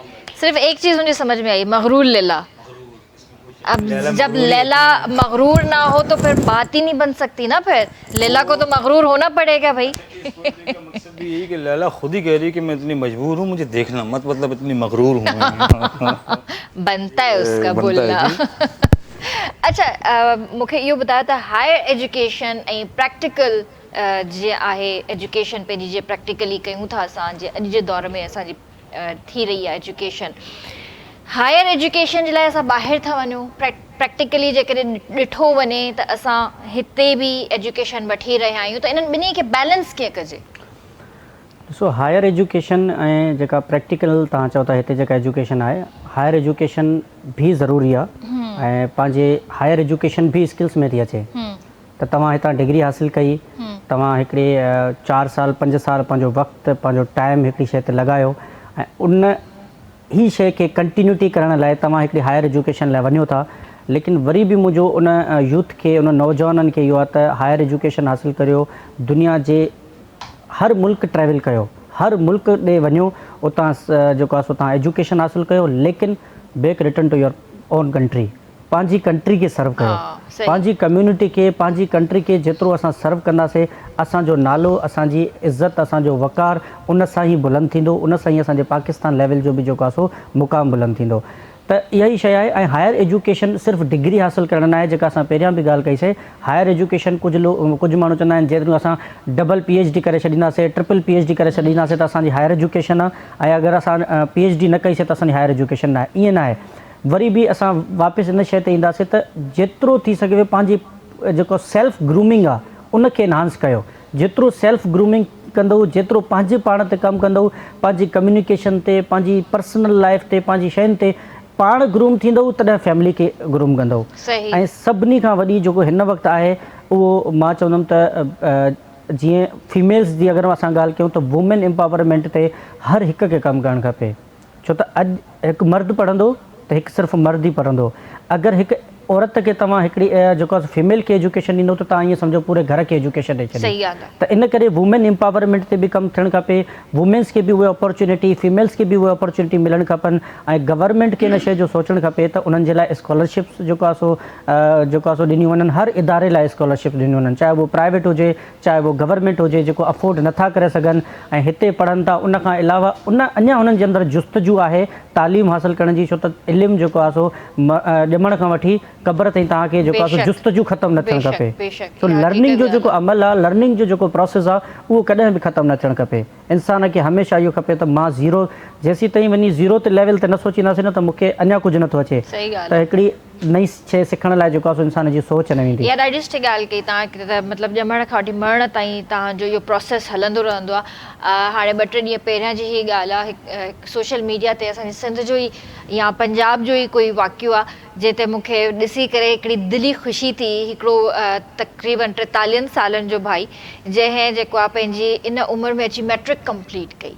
ॾिसो हुनखे शायदि उन वक़्त में टाइम न मिलियो, या त हुन जा हालात अहिड़ा हूंदा, या हुनजी फैमिली हुनखे न पढ़ाए सघंदी, बिल्कुलु। पर हू पढ़णु चाहे पियो ऐं शायदि हू शादी थी वियसि, ॿार थी वियसि, पंहिंजी लाइफ में एॾो बिज़ी थी वियो जो हुनखे उन तरफ़ ध्यानु ई न आयो। त वरी अलाए कीअं हुनखे ध्यानु आयो आहे, ख़्यालु आयो हुनजे ज़हन में त मां पंहिंजी घटि में घटि ॿियो कुझु न त मैट्रिकुलेशन त कयां। एग्ज़ैक्टली। त इहा हिकिड़ी वाक़ई सुठी ॻाल्हि आहे। त सही चवंदा आहिनि, age is just a number. ऐं वाक़ई उमिरि जो क़ैद न हूंदो आहे पढ़ाई जे लाइ। तव्हां डिग्री कॾहिं बि कहिड़े बि एज में हासिलु करे सघो था, इन में का क़ैद कोन्हे। बसि ॻाल्हि इहा आहे बसि त तव्हां पढ़ो पढ़ो पढ़ो पढ़ो। त असां जॾहिं एजुकेशन खे एॾो फोकस कंदा आहियूं ऐं पंहिंजे स्टूडेंट्स जे लाइ, पंहिंजे ॿारनि जे लाइ, पंहिंजे घर भातियुनि जे लाइ एतिरा फोकस्ड हूंदा आहियूं, त जीअं तव्हांजा स्कूल्स आहिनि ऐं तव्हां एतिरो सुठो कमु करे रहिया आहियो, जेका मूंखे दिली ख़ुशी थी आहे वाक़ई में। ऐं इहो मूंखे ज़रूरु ॿुधायो त छा असां ॿारनि सां गॾु गॾु कुझु अहिड़ो नथा करे सघूं जो अॼु असां पंहिंजे उन्हनि पेरेंट्स खे बि थोरो ट्रेन कयूं, उन्हनि खे बि एजुकेट कयूं। बिल्कुलु मैम, इंशाअल्लाह ताला अनक़रीब मां लड़काने में अनाउंसमेंट मुंहिंजी थियल बि हुई। असांजी जेके स्कूल में प्रोग्राम थींदा आहिनि, बेगम नुसरत भुट्टो हॉल जिनाबाग में, मां उते प्रोग्राम कंदो आहियां पंहिंजे स्कूल जा। सिंधी कल्चर डे जो प्रोग्राम बि असां उते कयोसीं। उन खां अवल 14 अगस्त जो प्रोग्राम बि असां बेगम नुसरत भुट्टो हॉल में कयोसीं। मां अनाउंसमेंट कई। मां हिन वक़्तु हाणे जेको सोचे रहियो आहियां, हिन वक़्तु जंहिं ते मुंहिंजो डिस्कसिंग हले थी, उहा हिन ते थी हले त पेरेंट्स खे गाइड कजे, पेरेंट्स खे ॿुधाइजे। मां काफ़ी शयूं ऑब्ज़र्व कयूं आहिनि। मां हिकु पेरेंट्स सां डिटेली डिस्कस कंदो आहियां त आख़िर कहिड़ी वजह आहे तव्हांजो ॿारु नथो पढ़ी सघे। टीचर्स खे बि इहो ई चवंदो आहे त तव्हां ॿार खे नोट कयो त कहिड़ी एरियाज़ में वीक आहे। जेकॾहिं ॿार खे सिंधी नथी अचे त तव्हां स्पेशली जेको फोकस रखो उहो सिंधी ते रखो। उर्दू नथी अचे त उर्दू ते फोकस रखो। इंग्लिश नथी अचे त इंग्लिश ते फोकस रखो। माना जंहिं शइ जी ॿार खे नीड आहे उन ते उहा नीड उनजी पूरी कयो। पेरेंट्स छा था कनि, मेजॉरिटी जेके पेरेंट्स मूंसां डिस्कस कयो, मेजॉरिटी जिते मां हिन ते थोरी रिसर्च कई, उहा इहा हुई त पेरेंट्स चवनि था असां अनपढ़ियल आहियूं, अनएजुकेटेड आहियूं, असांखे कहिड़ी ख़बर ॿार खे छा मिलियो। मां उन्हनि खे हिकिड़ी सजेशन ॾींदो आहियां। हिन वक़्तु बि मूंखे पूरी सिंध जा पूरी दुनिया जा पेरेंट्स ॾिसी रहिया आहिनि। मां उन्हनि खे इहा ई सजेशन ॾींदुमि त तव्हां ख़ुशूसन नंढनि क्लासनि जे ॿारनि जे हवाले सां, तव्हांजे ॿारनि खे कहिड़ी ख़बर, नंढनि ॿारनि खे, त मुंहिंजो पीउ अनपढ़ियल आहे। सवालु आहे हिकिड़ो। तव्हांजे ॿारनि खे कहिड़ी ख़बर त मुंहिंजो वालिद साहिब खे कुझु नथो अचे जेको मां पढ़ी आहियो। मां उन्हनि खे हिकिड़ी सजेशन ॾींदो आहियां, तव्हां ॿियो कुझु बि न कयो। तव्हां या तव्हांजी घरवारी या अव्हांजे घर जो फैमिली मेंबर, कोई बि हिकिड़ो माण्हू घटि में घटि पंहिंजे ॿार खे जेकॾहिं 15 मिंट ॾींदो न, तव्हांजो ॿारु मजबूर थी पवंदो पढ़ण ते। सही ॻाल्हि आहे। सवाल आहे छो? उन्हनि सवाल कयो मूंखे साईं, असां छा कयूं 15 मिंटनि में? तव्हां जस्ट इहो पुछो त बाबा स्कूल वियो, ज़ाहिरी सी ॻाल्हि आहे ॿारु चवंदो मां वयुसि। हाणे इहो छाजे लाइ पुछूं था?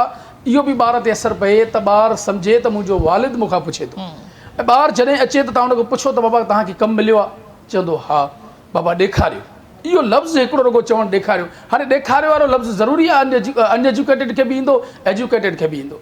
उहो ॾेखारियो। हू जॾहिं हुनखे ॾेखारे न, मां सम्झां थो ठीकु आहे हुनखे नथो अचे, हुनखे पढ़णु नथो अचे, हू ॾिसी करे हुनखे शाबाश ॾे, हुनखे दाद ॾे, हुनखे इनकरेज करे त ॾाढो ज़बरदस्त कमु तोखे मिलियो आहे। बाबा जेको तोखे लेसन मिलियो आहे, जेका शइ तव्हांखे मिली आहे, उहो मूंखे पढ़ी ॿुधायो। सही। ठीकु आहे, 100% ग़लति पढ़े, 100% ग़लति पढ़े, तव्हां जस्ट हुनखां पुछंदव न ऐं पुछी करे तव्हां हुनखे वाह वाह ॾिनी न, हुन ते इहो असरु वेहिजी वियो त मूंखां मुंहिंजो वालिद साहिबु पुछंदो। इहो प्रैक्टिकली आहे। कंहिं अकेडमी ते मां पंहिंजी अकेडमी आहे उते पढ़ायां पियो, हिकिड़ो स्टूडेंट आयो मूं ॾे, मूंखे चयईं त सर मां वीकली फ्राइडे ते हुनखे एक्टिविटीज़ कराईंदो आहियां। अच्छा। मुख़्तलिफ़ एक्टिविटीज़। सही। पोइ जॾहिं मां हुनजे वालिद खे इहा शइ गाइड कयमि त हुनजो वालिद हुन खां पुछणु शुरू कयो त यकीनन उहो जुमे जॾहिं मूंखे चए पियो त सर मूंखे पहिरियां लेसन ॾियो, मां पोइ एक्टिविटी कंदुमि। बाबा अॼु लेसन ॾियणो ई न आहे, एक्टिविटी आहे। सर न, अबू जो मूंखां पुछे त पोइ मां छा चवां त?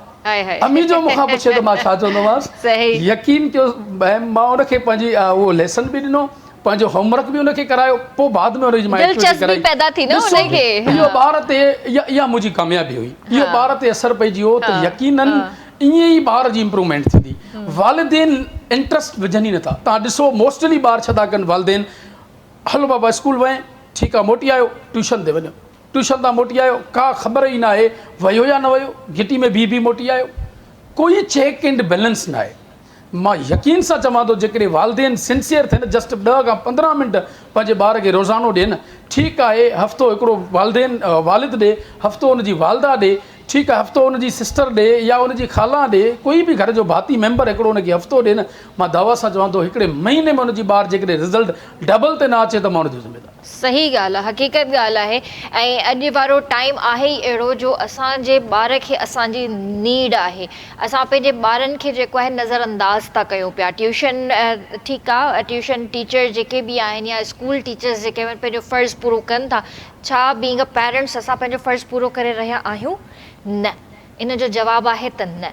असां ॿारनि खे स्कूल मोकिले असां पंहिंजो सॼो वक़्तु मोबाइल खे था ॾियूं, ठीकु आहे, सोशल मीडिया यूज़ था कयूं, गॉसिप्स था कयूं, ग्रुप्स ते बिज़ी आहियूं, ऑनलाइन शॉपिंग ते बिज़ी आहियूं। सॉरी टू से मूंखां इलाही औरतूं हिन वक़्तु इख़्तिलाफ़ कंदियूं, भली कयो, पर जेको फैक्ट आहे उहो फैक्ट आहे। ऐं उन खां पोइ ठीकु आहे, असां मर्द जे लाइ नथा चई सघूं छो सुबुह जो निकिरे थो, राति जो अचे थो, पंहिंजे बचड़नि लाइ कमु करे थो, कमाए रहियो आहे, हू बि बिज़ी आहे। पर जेका घर में असांजी भेण वेठी आहे, तव्हां थोरो ध्यानु ॾियो, पंहिंजे ॿार जे स्किल ते बि ध्यानु ॾियो, ॿार जे बिहेवियर खे चेक कयो। इलाही ॿार अहिड़ा हूंदा आहिनि जेके अग्रेसिव हूंदा आहिनि। उहे छो थींदा आहिनि? छो त उन्हनि खे पेरेंट्स जो उहो टाइम न मिलंदो आहे। तव्हांजे फैमिली में बि हूंदा, तव्हांजे सर्कल में बि हूंदा अहिड़ा ॿार जेके तव्हां पाण ॾिसंदा हूंदव। लिटरली मां काॾे ॿाहिरि वेंदी आहियां ऐं मूंखे को अहिड़ो ॿारु नॉटी नज़र, हिकिड़ो नॉटी शरारती ॿारु हिकिड़ो हूंदो आहे, हिकिड़ो अग्रेसिव ॿारु डिफरेंट हूंदो आहे, जेको मतिलबु चिड़चिड़ो हूंदो आहे। उनखे ॾिसी मूंखे कावड़ ईंदी आहे त मुंहिंजी दिलि चवंदी आहे त मां हिनखे पकिड़े करे हिनखे सम्झायां, पर मां नथी करे सघां छो जो मुंहिंजो राइट न आहे, उहो कमु आहे हुनजे वालिदेन जो। जीअं बिल्कुलु हिकिड़ी बहितरीनु तव्हां ॻाल्हि ॿुधाई, ॿारनि जी तरबियत ऐं उनजे जेको आहे सो अटेंशन ते।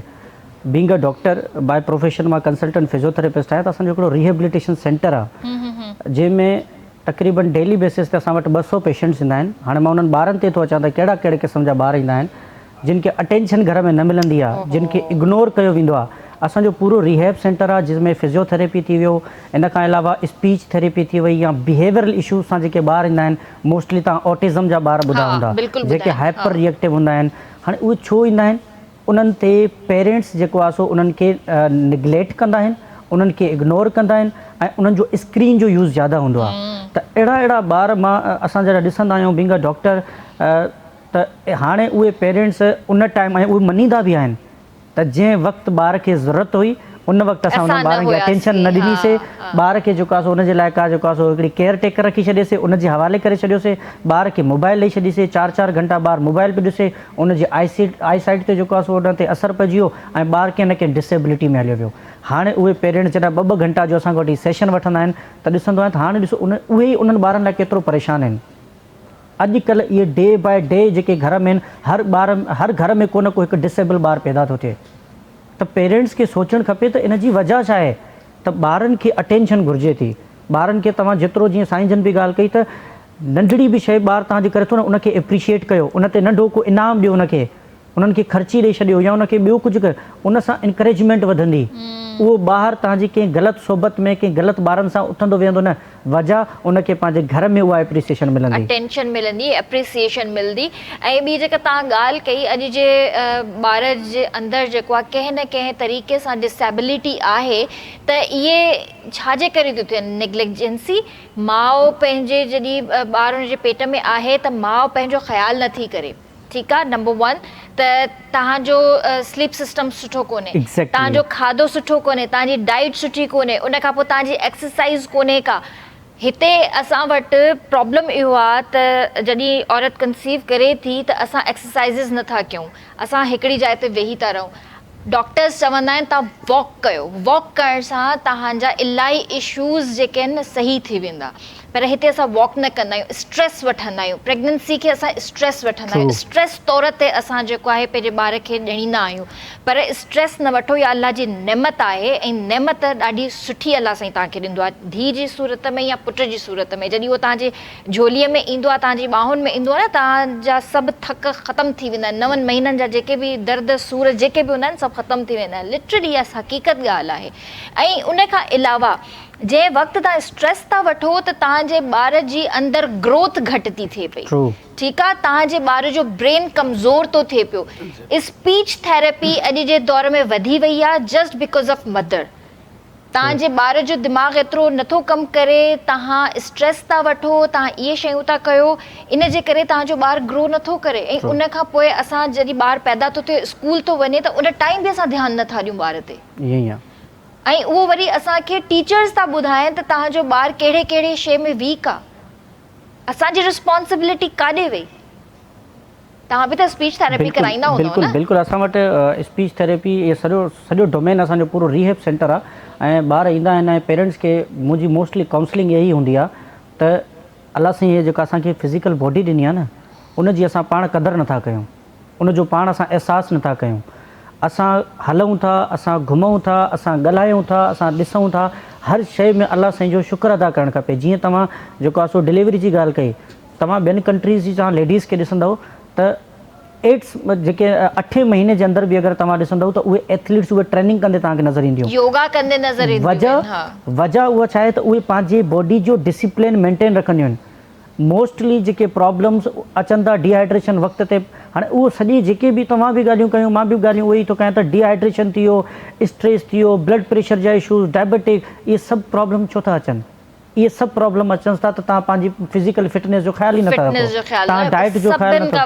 डाइट आहे तव्हांजी। अलाह साईं हर शइ तव्हांखे घर में ॾिनी आहे, लेकिन उनजो तव्हां जॾहिं शेड्यूलिंग कंदो न, जीअं मां चयो त गोल सेटिंग सिर्फ़ु एजुकेशन में न हूंदी आहे, गोल सेटिंग तव्हांजी घर जी management throughout the life आहे तव्हांजी, थ्रू आउट द लाइफ आहे तव्हांजी। ज़बरदस्त। हिते वठूं था ब्रेक ऐं जल्दी हाज़िर था थियूं।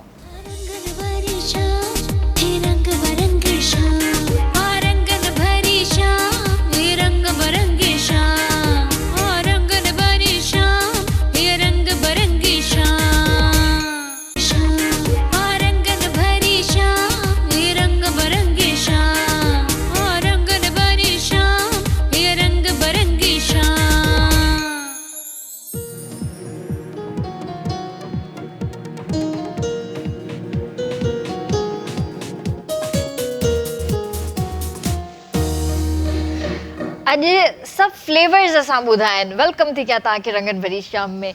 शो भाई, आपने आज वनीला भी खिला दिया, आज आपने चॉकलेट भी खिला दिया, स्ट्रॉबेरी भी खिला दिया, बाकी पिस्ताचियो रह गया, ठीक है, वो कल खाएंगे। अच्छा सर, तव्हां मूंखे इहो ॿुधायो त को ॿार जेकॾहिं हर नाकाम थो थिए त उन जे लाइ बेस्ट मशवरो छा हूंदो? सभ खां पहिरियां त उहा लेकनेस ॾिसो त ॿार में किथे आहे।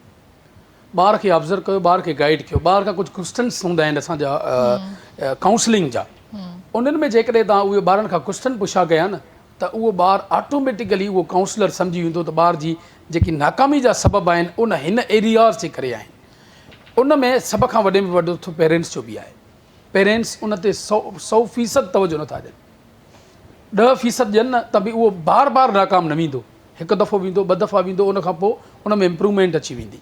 पर जेको बार बार उहो थींदो उन में इहो आहे त पेरेंट्स जी उन में इन्वॉल्वमेंट ज़ीरो आहे। ऐं ॿियो, पेरेंट्स अॼुकल्ह जेको ॿारनि खे अहमियत था ॾियनि ऐं टीचर्स खे इदारनि खे अहमियत नथा ॾियनि। अहिड़ो ई रिसेंटली हिकु वाक़ियो मूंसां पेश आयो। मां पंहिंजे स्कूल में हुयुमि, हिकु पेरेंट्स मूं वटि शिकायत खणी आयो पंहिंजे स्टूडेंट्स जी, उहो पंहिंजे पुट जी। मूंखे चई, साईं मुंहिंजे नंढड़े खे पूरे हफ़्ते खां कमु न मिलियो आहे, पूरे हफ़्ते खां स्कूल में को कमु न मिलियो आहे, तव्हां छो नथा ध्यानु ॾियो? मां हैरान थी वियुसि। मुंहिंजे लाइ त इहा हिकु वॾी ॻाल्हि हुई त ईअं थी नथो सघे। मां रोज़ानो, ऐं वॾी ॻाल्हि इहा आहे त मुंहिंजो अॼु बि तव्हां मुंहिंजी मोबाइल में चेक कयो, व्हाट्सअप ग्रुप ठहियलु आहे। व्हाट्सअप ग्रुप में रोज़ानो हर क्लास जी डायरी ईंदी आहे, पर रेंडमली ॿार जी। अॼु जंहिंजी डायरी आई त उनजी सुभाणे न ईंदी, हफ़्तो सॼो ॾींदी जेसि ताईं उनजो वारो अचे। रेंडमली मुंहिंजे डायरी ईंदी आहे। त मां हैरान थींदो आहियां त डायरी त रोज़ानो मिले थी, ॿारनि खे कमु कीअं नथो मिले? अहिड़ी शिकायत कहिड़ी आहे? मां उन स्टूडेंट्स खे जॾहिं घुरायो, उनजो बैग जॾहिं मां खोलियो न, यकीन कयो पूरे हफ़्ते में उन में हिकु पेज ते टीचर जो नोट लॻल ओ जॾहिं जो मां हीअं हुनखे कमु ॾेखारियो क्वेश्चन मार्क लॻल हो उनजी नोट लॻल हो हर हिकु पेज ते नोट डायरी में अलॻि नोट मां हुन पेरेंट्स खे ॾेखारियो त तव्हांखे जेकॾहिं ॿार ॻाल्हि बि कई त तव्हां घटि में घटि बैग चेक करे त ॾिसो चए पोइ घर जो न पोइ लिखे त असां सम्झो त नथो मिले ॾिसो नंढड़ी शइ उहा घर में हल करण जहिड़ी उहो अची ऑफिस में अची शिकायत अहिड़ो पोइ माना हू लैंग्वेज अहिड़ी पोइ ॻाल्हाए मां हैरान थी वियुसि मां चयो जॾहिं मां ॿुधायोमांसि यकीन कयो मुंहिंजो साम्हूं अखि मथे करे न पियो ॾिसी सघे ओहो मां चयोमांसि हीउ ॾिसो तुंहिंजे पुट जे थेले मां कढी आहे कापी तुंहिंजे पुट जी आहे हीअ शइ ॾिसो एॾी लेकनेस आहे मां तॾहिं मजबूर थी हिकु सुठी लेवल ते पेरेंट्स जी जेको आहे सो ट्रेनिंग थो करायां इन जे लाइ त मां उनखे अवेयरनेस ॾेई सघां ऐं हुननि जे लाइ फ़ाइदो इहो आहे त पंहिंजे ॿारनि खे कीअं ॾिसनि कहिड़ियूं कहिड़ियूं एरियाज़ खे ॾिसनि कहिड़ियुनि शयुनि खे चेक कनि इन हवाले सां मुंहिंजो इहो ई आहे त मां इन ते तमामु हिकु सुठी ट्रेनिंग सेक्शन करे सघां ॿार बि पंहिंजा फ्यूचर बि पंहिंजे ई ॿार जो त पोइ असां एॾा नज़रअंदाज़ छो था थी वञूं पंहिंजे ॿारनि जे मामले में नज़रअंदाज़ इन जे करे था थी वञूं त हू अॼुकल्ह सिर्फ़ु मोबाइल खे टाइम था ॾियनि दोस्ती में टाइम था ॾियनि पंहिंजे घर खे टाइम घटि था ॾियनि बिल्कुलु पंहिंजे ॿारनि खे बिल्कुलु छॾे था ॾियनि जस्ट हुननि खे इहो आहे त स्कूल वञनि था ट्यूशन वञनि था बसि मतिलबु उन्हनि में उन्हनि जी ज़िमेदारी ड्यूटी ज़िमेदारी न आहे जेसीं ताईं मां तव्हांखे ॿुधायो मैम पहिरियां बि त 10 खां 15 मिंट जी ज़िमेदारी पंहिंजो घर जो मेंबर न खणंदो न उहो रिज़ल्ट ॿार न ॾींदो ॾिसो मां मोस्टली जेको ॿार जो तव्हां बैग बंदि थो थिए न स्कूल में छुटी में उहो ॿिए ॾींहुं थो उहो ई अची बैग खुले। अची स्कूल में थो खुले जॾहिं इहे शयूं थींदियूं त तव्हां अंदाज़ो लॻायो रिसर्चर चवनि था ऐं उन्हनि इहो लिखियो बि आहे त जेकॾहिं तव्हां हिकिड़ी शइ खे छॾे करे तक़रीबन 18 कलाक तव्हां जेकॾहिं उनखे वरी ॿीहर ॾिसो ई नथा त उहा शइ काॾां यादि बीहंदी काॾां इम्प्रूवमेंट ईंदी उन में इन जे करे इन्हनि शयुनि ते फोकस कजे अहिड़ियूं ई शयूं आहिनि हिन वक़्तु दुनिया लेवल ते 1.25 अरब जे क़रीब लॻभॻि असांजा जेके नौजवान आहिनि उहे बेरोज़गार आहिनि 1.25 अरब दुनिया लेवल ते बेरोज़गारी सिर्फ़ु पाकिस्तान में न आहे दुनिया लेवल ते उनजा रिसोर्सिस न आहिनि असां त चऊं था त जेकॾहिं रिसोर्सिस ईंदा न जॾहिं ॿारनि खे उन कम जी अहमियत मिलंदी न उन हुनर जो जॾहिं उन्हनि खे अहसासु थींदो फ़ाइदो थींदो न तेसीं ताईं उहो इंट्रस्ट न वठंदो केॾो बि तव्हां उनखे कोशिशि कयो कंहिं बि शइ में उहो ॿारु न वेंदो हाणे स्कूल जा ॿार जेके असांजा लाइब्रेरीज़ जूं कमियूं आहिनि हाणे लाइब्रेरीज़ में को जेकॾहिं स्टूडेंट वञणु चाहे थो त उते सीट नथी मिले उन्हनि खे मीन्स रिसोर्सिस न आहिनि 500 माण्हुनि जी 500 स्टूडेंट्स खे 500 नौजवाननि खे उते गुंजाइश आहे त ॿार आहिनि असां वटि 1200 तव्हां हिन वक़्तु लाइब्रेरी लाड़काना में ख़ुशूसन काफ़ी इलाइक़नि में कंबर में हाणे लाइब्रेरी खुली आहे उते 1200 ॿार था अचनि हाणे जेके सीट्स आहिनि लॻभॻि 500 जी आहिनि हाणे 700 ॿार काॾे वञनि उहो मजबूरन या त ॿारु घुमंदो या होटल ते वेहंदो या जेको आहे सो पंहिंजी दोस्तीअ में घुमंदा फिरंदा उहो रिज़ल्ट उहो माना उहा उनखे अहमियत न मिलंदी केरु गाइड करे उन्हनि खे पोइ ज़रूरी आहे तव्हां पंहिंजे ॿारनि खे घर में हिकु स्टडी रूम ठाहे ॾियो हर घर में मां चवंदो हिकिड़ो स्टडी रूम बिल्कुलु ज़रूरी आहे ऐं जंहिंजो चेक एंड बैलेंस घर जे फ़र्द खे ज़रूरु हुजे त कल्ह खां जो कमु केतिरो थियलु अॼु मूंखे नई शइ ॾेखार इहो त ॾिसी सघे थो न कल्ह हीअ पेज 2 पेजिस हुया अॼु 4 अथसि ॿिए ॾींहुं 6 अथसि 8 अथसि भले अनएजुकेटेड हुजे पेजिस त ॻणे सघे थो न पेजिस ते लिखत त ॾिसी सघे थो न ठीकु आहे कोई इशू न आहे उहो नथो पढ़ी सघे नथो सवाल करे सघे तव्हां उनखां रीडिंग करायो भले उहो सही पढ़े थो ग़लति पढ़े थो उनखे इनकरेज कयो सभ खां पहिरियां जेकी ॿार जी रिज़ल्ट सुठी मिले थी न उहा इनकरेजमेंट मां लाड़काने में वाहिद मुंहिंजो स्कूल आहे मूंखे न्यूज़ वारनि ॿुधायो हुयो मां जॾहिं बेगम नुसरत भुट्टो हॉल में प्रोग्राम कयो 14 अगस्त जो त मां उते स्टूडेंट्स खे सर्टिफिकेट्स ॾिना 4 क़िस्मनि जा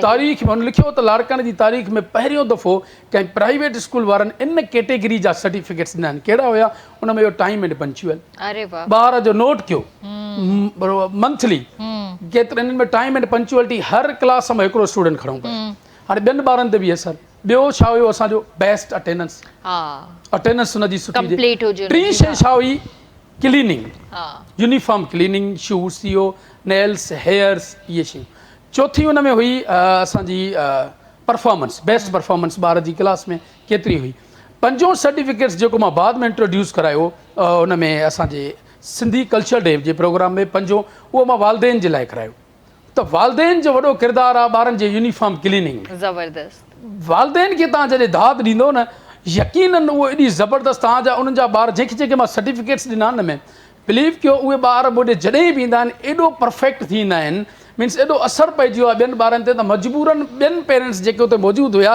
उन्हनि बि पंहिंजे ॿारनि खे यूनिफॉर्म क्लीनिंग जा बिल्कुलु परफेक्ट थी था अचनि स्कूल में। सही यानी नंढड़े सर्टिफिकेट जे करे हिकु सर्टिफिकेट जे करे फ़र्क़ु थो पए न। ॿारनि जो सुधारो थो थिए त हिकु सर्टिफिकेट कुझु बि न आहे। सही ॻाल्हि आहे। इहो इलाही फ़र्क़ु थो पए, असांजी सोसाइटी ते फ़र्क़ु थो पए, असांजे ॿारनि ते फ़र्क़ु थो पए, घरनि में फ़र्क़ु थो पए, त इन खे नज़र में रखी करे ॿारनि में हिकिड़ो कॉम्पिटिशन बि थींदो आहे। बिल्कुलु थिए थो न। त मतिलबु अॼु हुनखे सर्टिफिकेट मिलियो, इहो सुभाणे सर्टिफिकेट मुंहिंजो आहे, हिकिड़ो कॉम्पिटिशन थी वियो, हिकिड़ी जस्तजू थी वई, हिकिड़ी जद्दोजहद करणु शुरू थी वेंदा इन शइ ते। सो ज़बरदस्त। तव्हां कॾहिं खायो हिन एजुकेशन फील्ड में? मां त बेसिकली जॾहिं इंटर पढ़ंदो हुयुसि त मां पढ़ाइणु शुरू कयो आहे। अच्छा। इंटर जे दौरान, छो त मुंहिंजे वालिद साहब जी डेथ थी वई 2010 में, मैट्रिक में पढ़ंदो हुउसि। पोइ घरू हालात इंतिहाई नासाज़ हुया, उनजी वजह सां मां पढ़ाए करे ट्यूशन पढ़ाए करे पढ़ियो आहियां। सही सही। पंहिंजो अल्हम्दुलिल्लाह मुंहिंजी एमफिल थियल आहे हिन वक़्तु ज़ेबेस्ट यूनिवर्सिटी मां माशाल्लाह एजुकेशन में। माशाल्लाह। ऐं अल्हम्दुलिल्लाह सॼो इहो इन ट्यूशनियूं पढ़ाए करे स्कूल खोले करे 2019 खां मां स्कूल हलायां थो। मुंहिंजी 2 कैंपसिस आहिनि अल्हम्दुलिल्लाह। मां हिते कराची में PC होटल कराची में आयो हुयुसि एमफिल जे लाइ पहिरियां, पर अनफॉर्चुनेटली उते स्कॉलरशिप जेका मूंखे मिले पई उहा बि मिले 50%। पोइ मां अफोर्डेबल न हुयुसि, फाइनेंशियली सपोर्ट बैकग्राउंड में न हुई, इन जे करे 480 मां असां 36 ॼणा सिलेक्ट थियासीं। 36 में मां बि हुयुसि। 36 मां वरी 12 ॼणनि जो हिकु इंटरव्यू थियो जंहिंमें 22 ॼणा इंटरव्यू पिया वठनि। हिकु विच गोल टेबल ते वेही करे 22 ॼणा, मुंहिंजी ओॾी महिल नई रिसर्च थियल हुई इन ते मैथ्स जे सब्जेक्ट ते। सही। हा, स्टूडेंट्स जी जेका मां B.Ed ऑनर्स 4 साल मुंहिंजी रेगुलर थियल आहे उन ते मां कई हुई। उन थीसिस मां खणी आयो, उहा थीसिस मूंखां वरिती, सभिनी 22 ॼणनि चेक कई, हिकु थीसिस मां उन्हनि मूंखां सवाल कयो। अल्हम्दुलिल्लाह थीसिस मां पंहिंजी सॼी पाण कई हुई, रिसर्च पाण कई हुई, हर हिकु शइ मूंखे यादि हुई।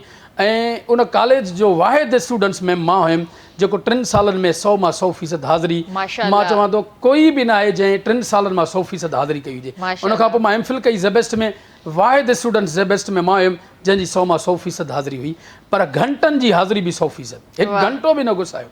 इहे छा हुयो, अहसासु हुयो, मूंखे महिनत हुई, पंहिंजी जिदोजहद हुई। इन हवाले सां अल्हम्दुलिल्लाह 36 मां 12 ॼणा सिलेक्ट थिया त हुन में मां बि हुयुसि। अरे वाह वाह। टॉप 5 में मुंहिंजो नालो आहे हुन में, पर फाइनेंशियली सपोर्ट जे करे मां middle east university of London में न वञी सघियुमि।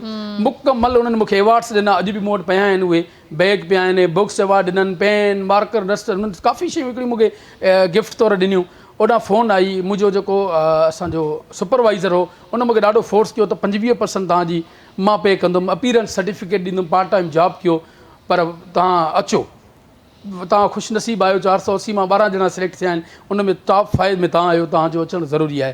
पर पोइ ते जॾहिं ॾिठुमि फाइनेंशियली सपोर्ट कंहिं बि ख़ानदान वारनि सपोर्ट न कई, इन जे करे मां न वञी सघियुमि। पोइ मां पंहिंजो उहो एम ख़तमु न कयो, मां चयो मूंखे इहा हासिलु करिणो आहे, ज़रूरी न आहे त ॿाहिरि मुल्क मां। पोइ मां ज़ेबेस्ट यूनिवर्सिटी मां हासिलु कई। मां मैडम ज़ाहिदा अबड़ो जो निहायत शुक्रगुज़ार आहियां। वाहिद मैडम ज़ाहिदा अबड़ो जो स्टूडेंट मां हुयुमि जंहिंखे ऑन द रिकॉर्ड कीअं चवां त 2 खां 3 जेको आहे इंस्टॉलमेंट ते मां पढ़ियुसि। सही सही। कंहिंखे बि न कंदी हुई मैम, मूंखे इंस्टॉलमेंट मैडम ॾिनी। शायदि मां मैडम जे करे अॼु हिन मंज़िल ते आहियां। मैडम जी ॾिसो इहा डेडिकेशन हूंदी आहे, इहा डेडिकेशन हूंदी आहे, ऐं उन्हनि खे तव्हां में उहा डेडिकेशन नज़र आई हूंदी, उहे गट्स नज़र आया, तंहिंजे करे अॼु तव्हां हिन मुक़ाम ते बीठा आहियो। ऐं ज़ाहिर आहे हर कंहिंखे कोई बि मतिलबु एतिरो फेवर न ॾींदो आहे, कोई अहिड़ो स्टूडेंट हूंदो आहे जंहिंजी डेडिकेशन जी सभु शयूं नज़र ईंदियूं आहिनि त उन्हनि खे इहे चांसिस मिलंदा आहिनि। You are the lucky guy माशाअल्लाह सां। ऐं अल्लाह साईं तव्हांखे ख़ुशि रखे, ऐं जेतिरो बि कमु कयो था एजुकेशन जे हवाले सां तमामु बहितरीनु करे रहिया आहियो। तव्हां खां मां पुछणु चाहींदसि त रोटरी क्लब जेको आहे एजुकेशन जे हवाले सां छा कमु करे रहियो आहे? जी बेसिकली जेका रोटरी ऑर्गेनाइज़ेशन आहे, मां पहिरियां बि ॿुधायो त दुनिया जी सभ खां वॾी ह्यूमेटेरियन सर्विस ऑर्गेनाइज़ेशन आहे जो मोटिव आहे सर्विस अबव सेल्फ। 1905 खां वठी 2026 हले थो पियो।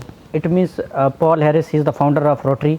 जेका इहा एॾी ऑर्गेनाइज़ेशन हले थी त ऐं रोटरी ऐं रोट्रैक्ट में जेको डिफरेंस आहे, रोट्रैक्ट वरी उनजो यूथ हिकिड़ो प्लेटफॉर्म आहे। जैसे असां यंगस्टर्स आहियूं, वी आर रोट्रैक्टर्स, वरी जेके अबव 30 हूंदा आहिनि उहे रोटेरियंस हूंदा आहिनि। हाणे रोटरी जेको आहे 7 फोकस एरियाज़ ते कमु कंदो आहे। उन 7 फोकस एरियाज़ मां एजुकेशन ते असांजो सभ खां वॾो जेको आहे सो फोकस हूंदो आहे।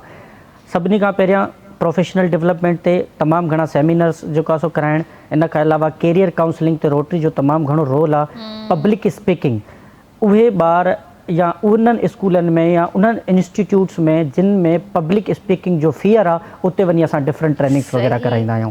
ऐं रोटरी पूरी दुनिया के अंदर यानी 200+ कंट्रीज़ के अंदर यानी 10,000+ रोटेरियंस हिन वक्त हर कंट्री के अंदर तव्हां मिलनि था। जीअं बहुजन लाड़काना जी ॻाल्हि कई, उन ते बि अचूं पिया लाड़काना जे अंदर हाणे पाकिस्तान के अंदर उहो कोई सिटी न आहे, उहो कोई शहर न आहे जिथे कोई रोटेरियन न हुजे, जिथे कोई रोट्रैक्टर सर्विसिस न ॾिजो हुजे, कम्युनिटी जूं सर्विसिस।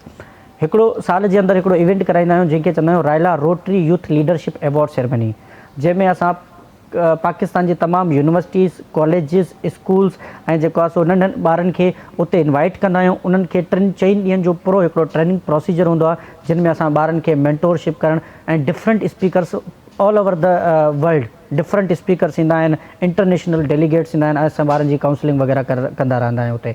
ऐं उन्हनि खे सेखारींदा आहियूं त कम्युनिटी सर्विसिस बि तव्हांजे लाइ केतिरियूं ज़रूरी आहिनि। सही। हेल्थ ते कमु करण लाइ मेडिकल कैंप्स थी विया, ब्लड डोनेशन कैंप्स थी वियूं, इहे शयूं थियूं।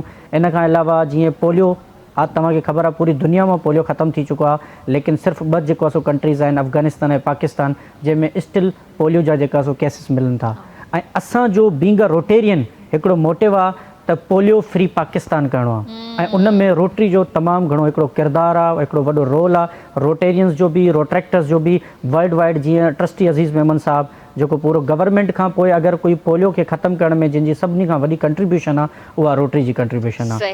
हिन में हिकिड़ो इलेक्शन प्रोसीजर ज़ाहिर ॻाल्हि आहे, हर साल इलेक्शन्स थींदा आहिनि, जीअं गवर्नमेंट लेवल ते ईअं रोटेरी हर मुल्क जा जेको आहे सो गवर्नर सिलेक्ट थींदा आहिनि। शहज़ाद साबिर साहब जूं जेको आहे सो तमामु घणियूं कंट्रीब्यूशन्स आहिनि इन में। ऐं इन्हनि सभिनी मैटरनल एंड चाइल्ड हेल्थ ते इन ते कमु करणु, कम्युनिटी ऐं ॿियो मेन जेको कमु हूंदो आहे उहो असां क्लाइमेट चेंज ते कमु कंदा आहियूं, इन्वायरमेंट ते, जंहिंजी हिन वक़्तु तमामु घणी ज़रूरत आहे। त इहे 7 फोकस एरियाज़ आहिनि जिन ते रोटरी ऐं रोट्रैक्ट जेको आहे सो मिली करे कमु कंदा आहिनि। ऐं एजुकेशन ते सभिनी खां असांजो वधीक फोकस आहे। लाड़काना में मां तव्हांखे कनेक्ट बि कराए सघंदुमि, जेके असांजा रोटेरियन ऐं रोट्रैक्टर्स आहिनि, हिन वक़्तु बि असां वटि मिलियंस जी तादाद में बुक्स मौजूदु आहिनि। ऐं उहे बुक्स कहिड़ा मौजूदु आहिनि जेके इंटरनेशनली कंट्रीज़ मां असांखे डोनेट थींदा आहिनि। लिटरेसीअ से असां तमामु घणो कमु कंदा आहियूं। तव्हांखे लाड़काना में का लाइब्रेरी खोलणी आहे, किताबनि जी ज़रूरत आहे, वी विल डोनेट। तव्हां सिर्फ़ु ॿुधाईंदो त असांखे हे किताब, ऐं उहे किताब माना उन्हनि जी डॉलर्स में उन्हनि जी हिकिड़ी प्राइस आहे। बिल्कुलु इहा शइ मां मूंसां कंहिं डिस्कस कई हुई, तव्हांजे ई रोटरी जेके मेंबर, त असां वटि उहे बुक्स आहिनि जेके शायदि पाकिस्तान जी लाइब्रेरीज़ में बि न हुजनि। एग्ज़ैक्टली उहे बुक्स आहिनि असां वटि, ऐं जेकॾहिं कंहिंखे खपनि था त उहे डायरेक्ट असां सां कॉन्टेक्ट करे सघनि। हिन वक़्तु जेके लाड़काना जी यूथ आहे, जेका हर सिटी जी यूथ आहे, असां उन्हनि खे जेको आहे सो इहे बीइंग अ रिप्रेज़ेंटेटिव मां उन्हनि खे इहे डायरेक्शन्स ॾिनियूं त हर स्कूल में वञो।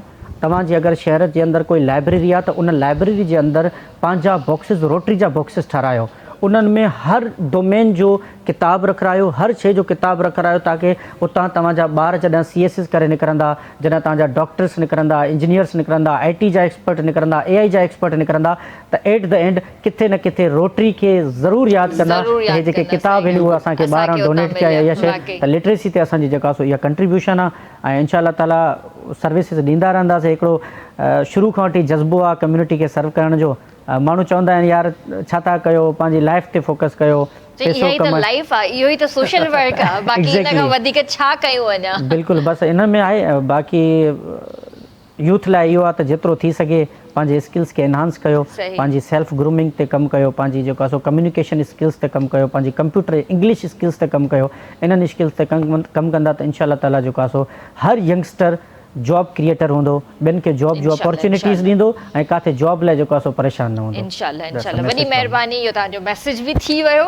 ऐं थैंक यू सो मच, तव्हां बि पंहिंजो वक़्तु ॾिनो ऐं इलाही सुठी इंफॉर्मेटिव कचहरी रही। लास्ट में कोई मैसेज ॾियणु चाहींदो? जी बिल्कुलु, मां हिन वक़्तु चांडिया इतिहाद पाकिस्तान सूबे सिंध जो राब्ता सेक्रेटरी आहियां। असांजो जेको मेन फोकस आहे, मां नाज़रीन खे ॿुधाईंदुमि त असांजो जेको मेन फोकस आहे उहो एजुकेशन ते आहे। असांखे जेकी ॿुधायो वियो आहे, ॾसियो वियो आहे, असांजा जेके आइन ठहियलु आहे, असांजो पंहिंजो इतिहाद जो आइन ठहियलु आहे ऐं असांजो इतिहाद रजिस्टर्ड आहे। असां हाणे इन ते ई फोकस था कयूं त ख़ुशूसन उहे बैकवर्ड एरियाज़ जिथे एजुकेशन न आहे उते असां सेमिनार कंडक्ट करायूं, जंहिंजो पाण मां नालो पेश कयो आहे त मां फ्री ऑफ कास्ट जिथे मूंखे तव्हांजी ज़रूरत पवंदी मां उते सेमिनार कंडक्ट करे सघां थो। मां उते ईंदुसि, इंशाअल्लाह ताला उनखे अवेयरनेस ॾींदासीं।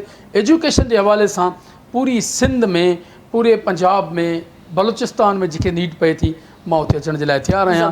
ऐं असांखे ॾिसी रहिया आहिनि ख़ुसूसन लाड़काने मां दी लाड़काना एजुकेशन मॉडल स्कूल जा पेरेंट्स जंहिंजे ग्रुप में मां ही अॼु मैंशन कयो हो त मां रंगन भरी शाम जे प्रोग्राम में आयो आहियां ऐं उन हवाले सां असांजा दोस्त IBA पास PhD JST 40+ वेटिंग कैंडिडेट्स ख़ुसूसन जेके मां लीड करे रहियो आहियां पूरी सिंध लेवल ते उन्हनि मूंखे मरकज़ी अॻवान कयो आहे मूंसां गॾु ॿिया दोस्त बि आहिनि असां 10 ॼणा पूरी सिंध खे लीड था कयूं उहे बि ख़ुसूसन अॼु हिन प्रोग्राम खे ॾिसी रहिया आहिनि उन्हनि जो बि मां निहायत शुक्रगुज़ार आहियां ऐं जंहिं अॼु असांखे हिन प्रोग्राम मुंहिंजो प्रोग्राम खे ॾिठो आहे ऐं असां काफ़ी सारा हिन एजुकेशन जे हवाले सां यूथ जे हवाले सां यूथ खे इहो ई मैसेज ॾींदुमि त हू ज़रूरी न आहे त जेका फील्ड तव्हांखे वालदेन चवे थी त तव्हां हुनखे फोकस कयो जेका अव्हां जी दिलि जंहिंमें अव्हां बहितर सर्व करे सघो था जंहिंमें अव्हां जी हिकु सुठी एबिलिटी आहे जंहिंमें तव्हांजो इंट्रस्ट उन जंहिं बि शोबे में आहे बहितर आहे त उन शोबे खे उन रसीअ खे पकड़ियो उन ट्रैक ते बीहो ज़रूरी न आहे त तव्हां पंहिंजे दोस्त जे चवण ते वालदेन जे चवण ते ॿियनि जे चवण ते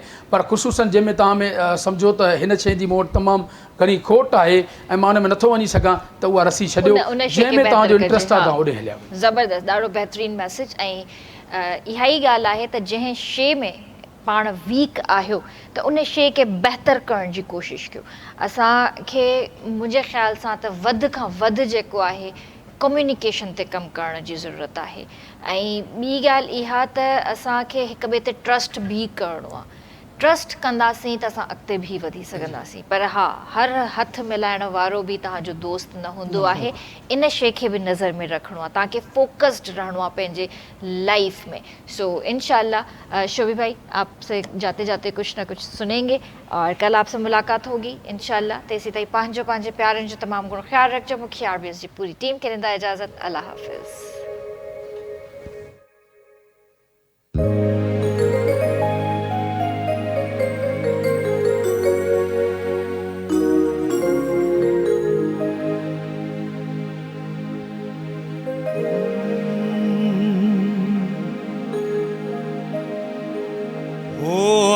निसयों रल तेड़ वधाई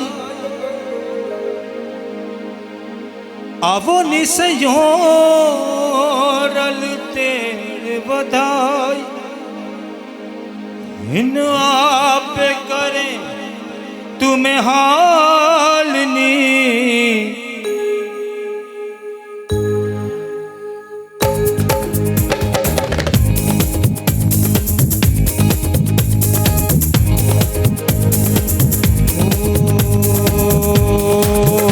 मेरा पिया घर आया हो लाडली मेरा पिया घर आया हो लाडली मेरा पिया घर आया हो लाडली मेरा पिया घर आया हो लाडली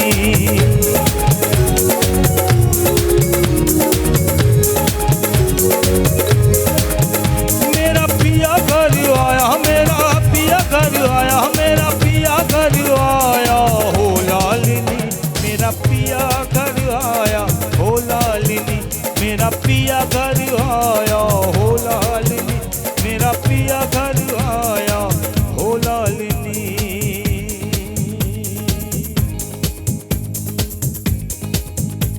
तो नैन तेरे तो नैन मेरे दो नैन तेरे दो नैन मेरे दो नैन तेरे दो नैन मेरे दो नैन तेरे दो नैन मेरे दो नैन मिले दो चार हुए तो रब मिले मेरा पिया घर आया मेरा पिया घर आया मेरा पिया घर आया हो लालिनी मेरा पिया घर आया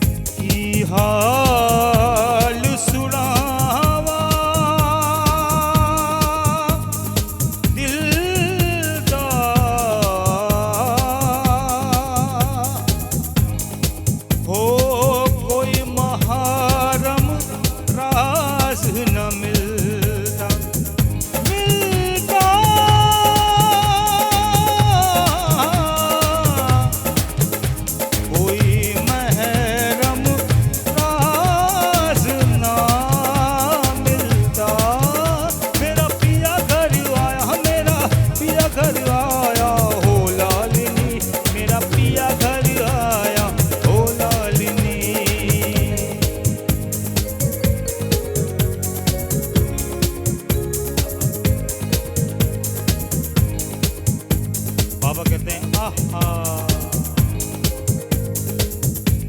जंगलां विच घुमिया पर कुछ मिलिया ही नहीं दरिया विच तैरिया कुछ मिलिया ही नहीं दुनिया तो रहिंदा है कुछ मिलिया ही नहीं जदों सजदा कीता हो सब मिलिया हाँ मेरा पिया घर आया मेरा पिया घर आया मेरा पिया घर आया हो लालिनी मेरा पिया घर आया हो लालिनी मेरा पिया घर आया हो लालिनी मेरा पिया घर आया हो लालिनी घड़ी घड़ी घड़ियाल बजावे रैन वसली पिया खरावे घड़ी घड़ी घड़ियाल बजावे रैन वसली पिया खरावे कीवे कीवे शोर ये आया कीवे कीवे शोर ये आया हुण करना पुणा में हाल नी मेरा पिया ओ मेरा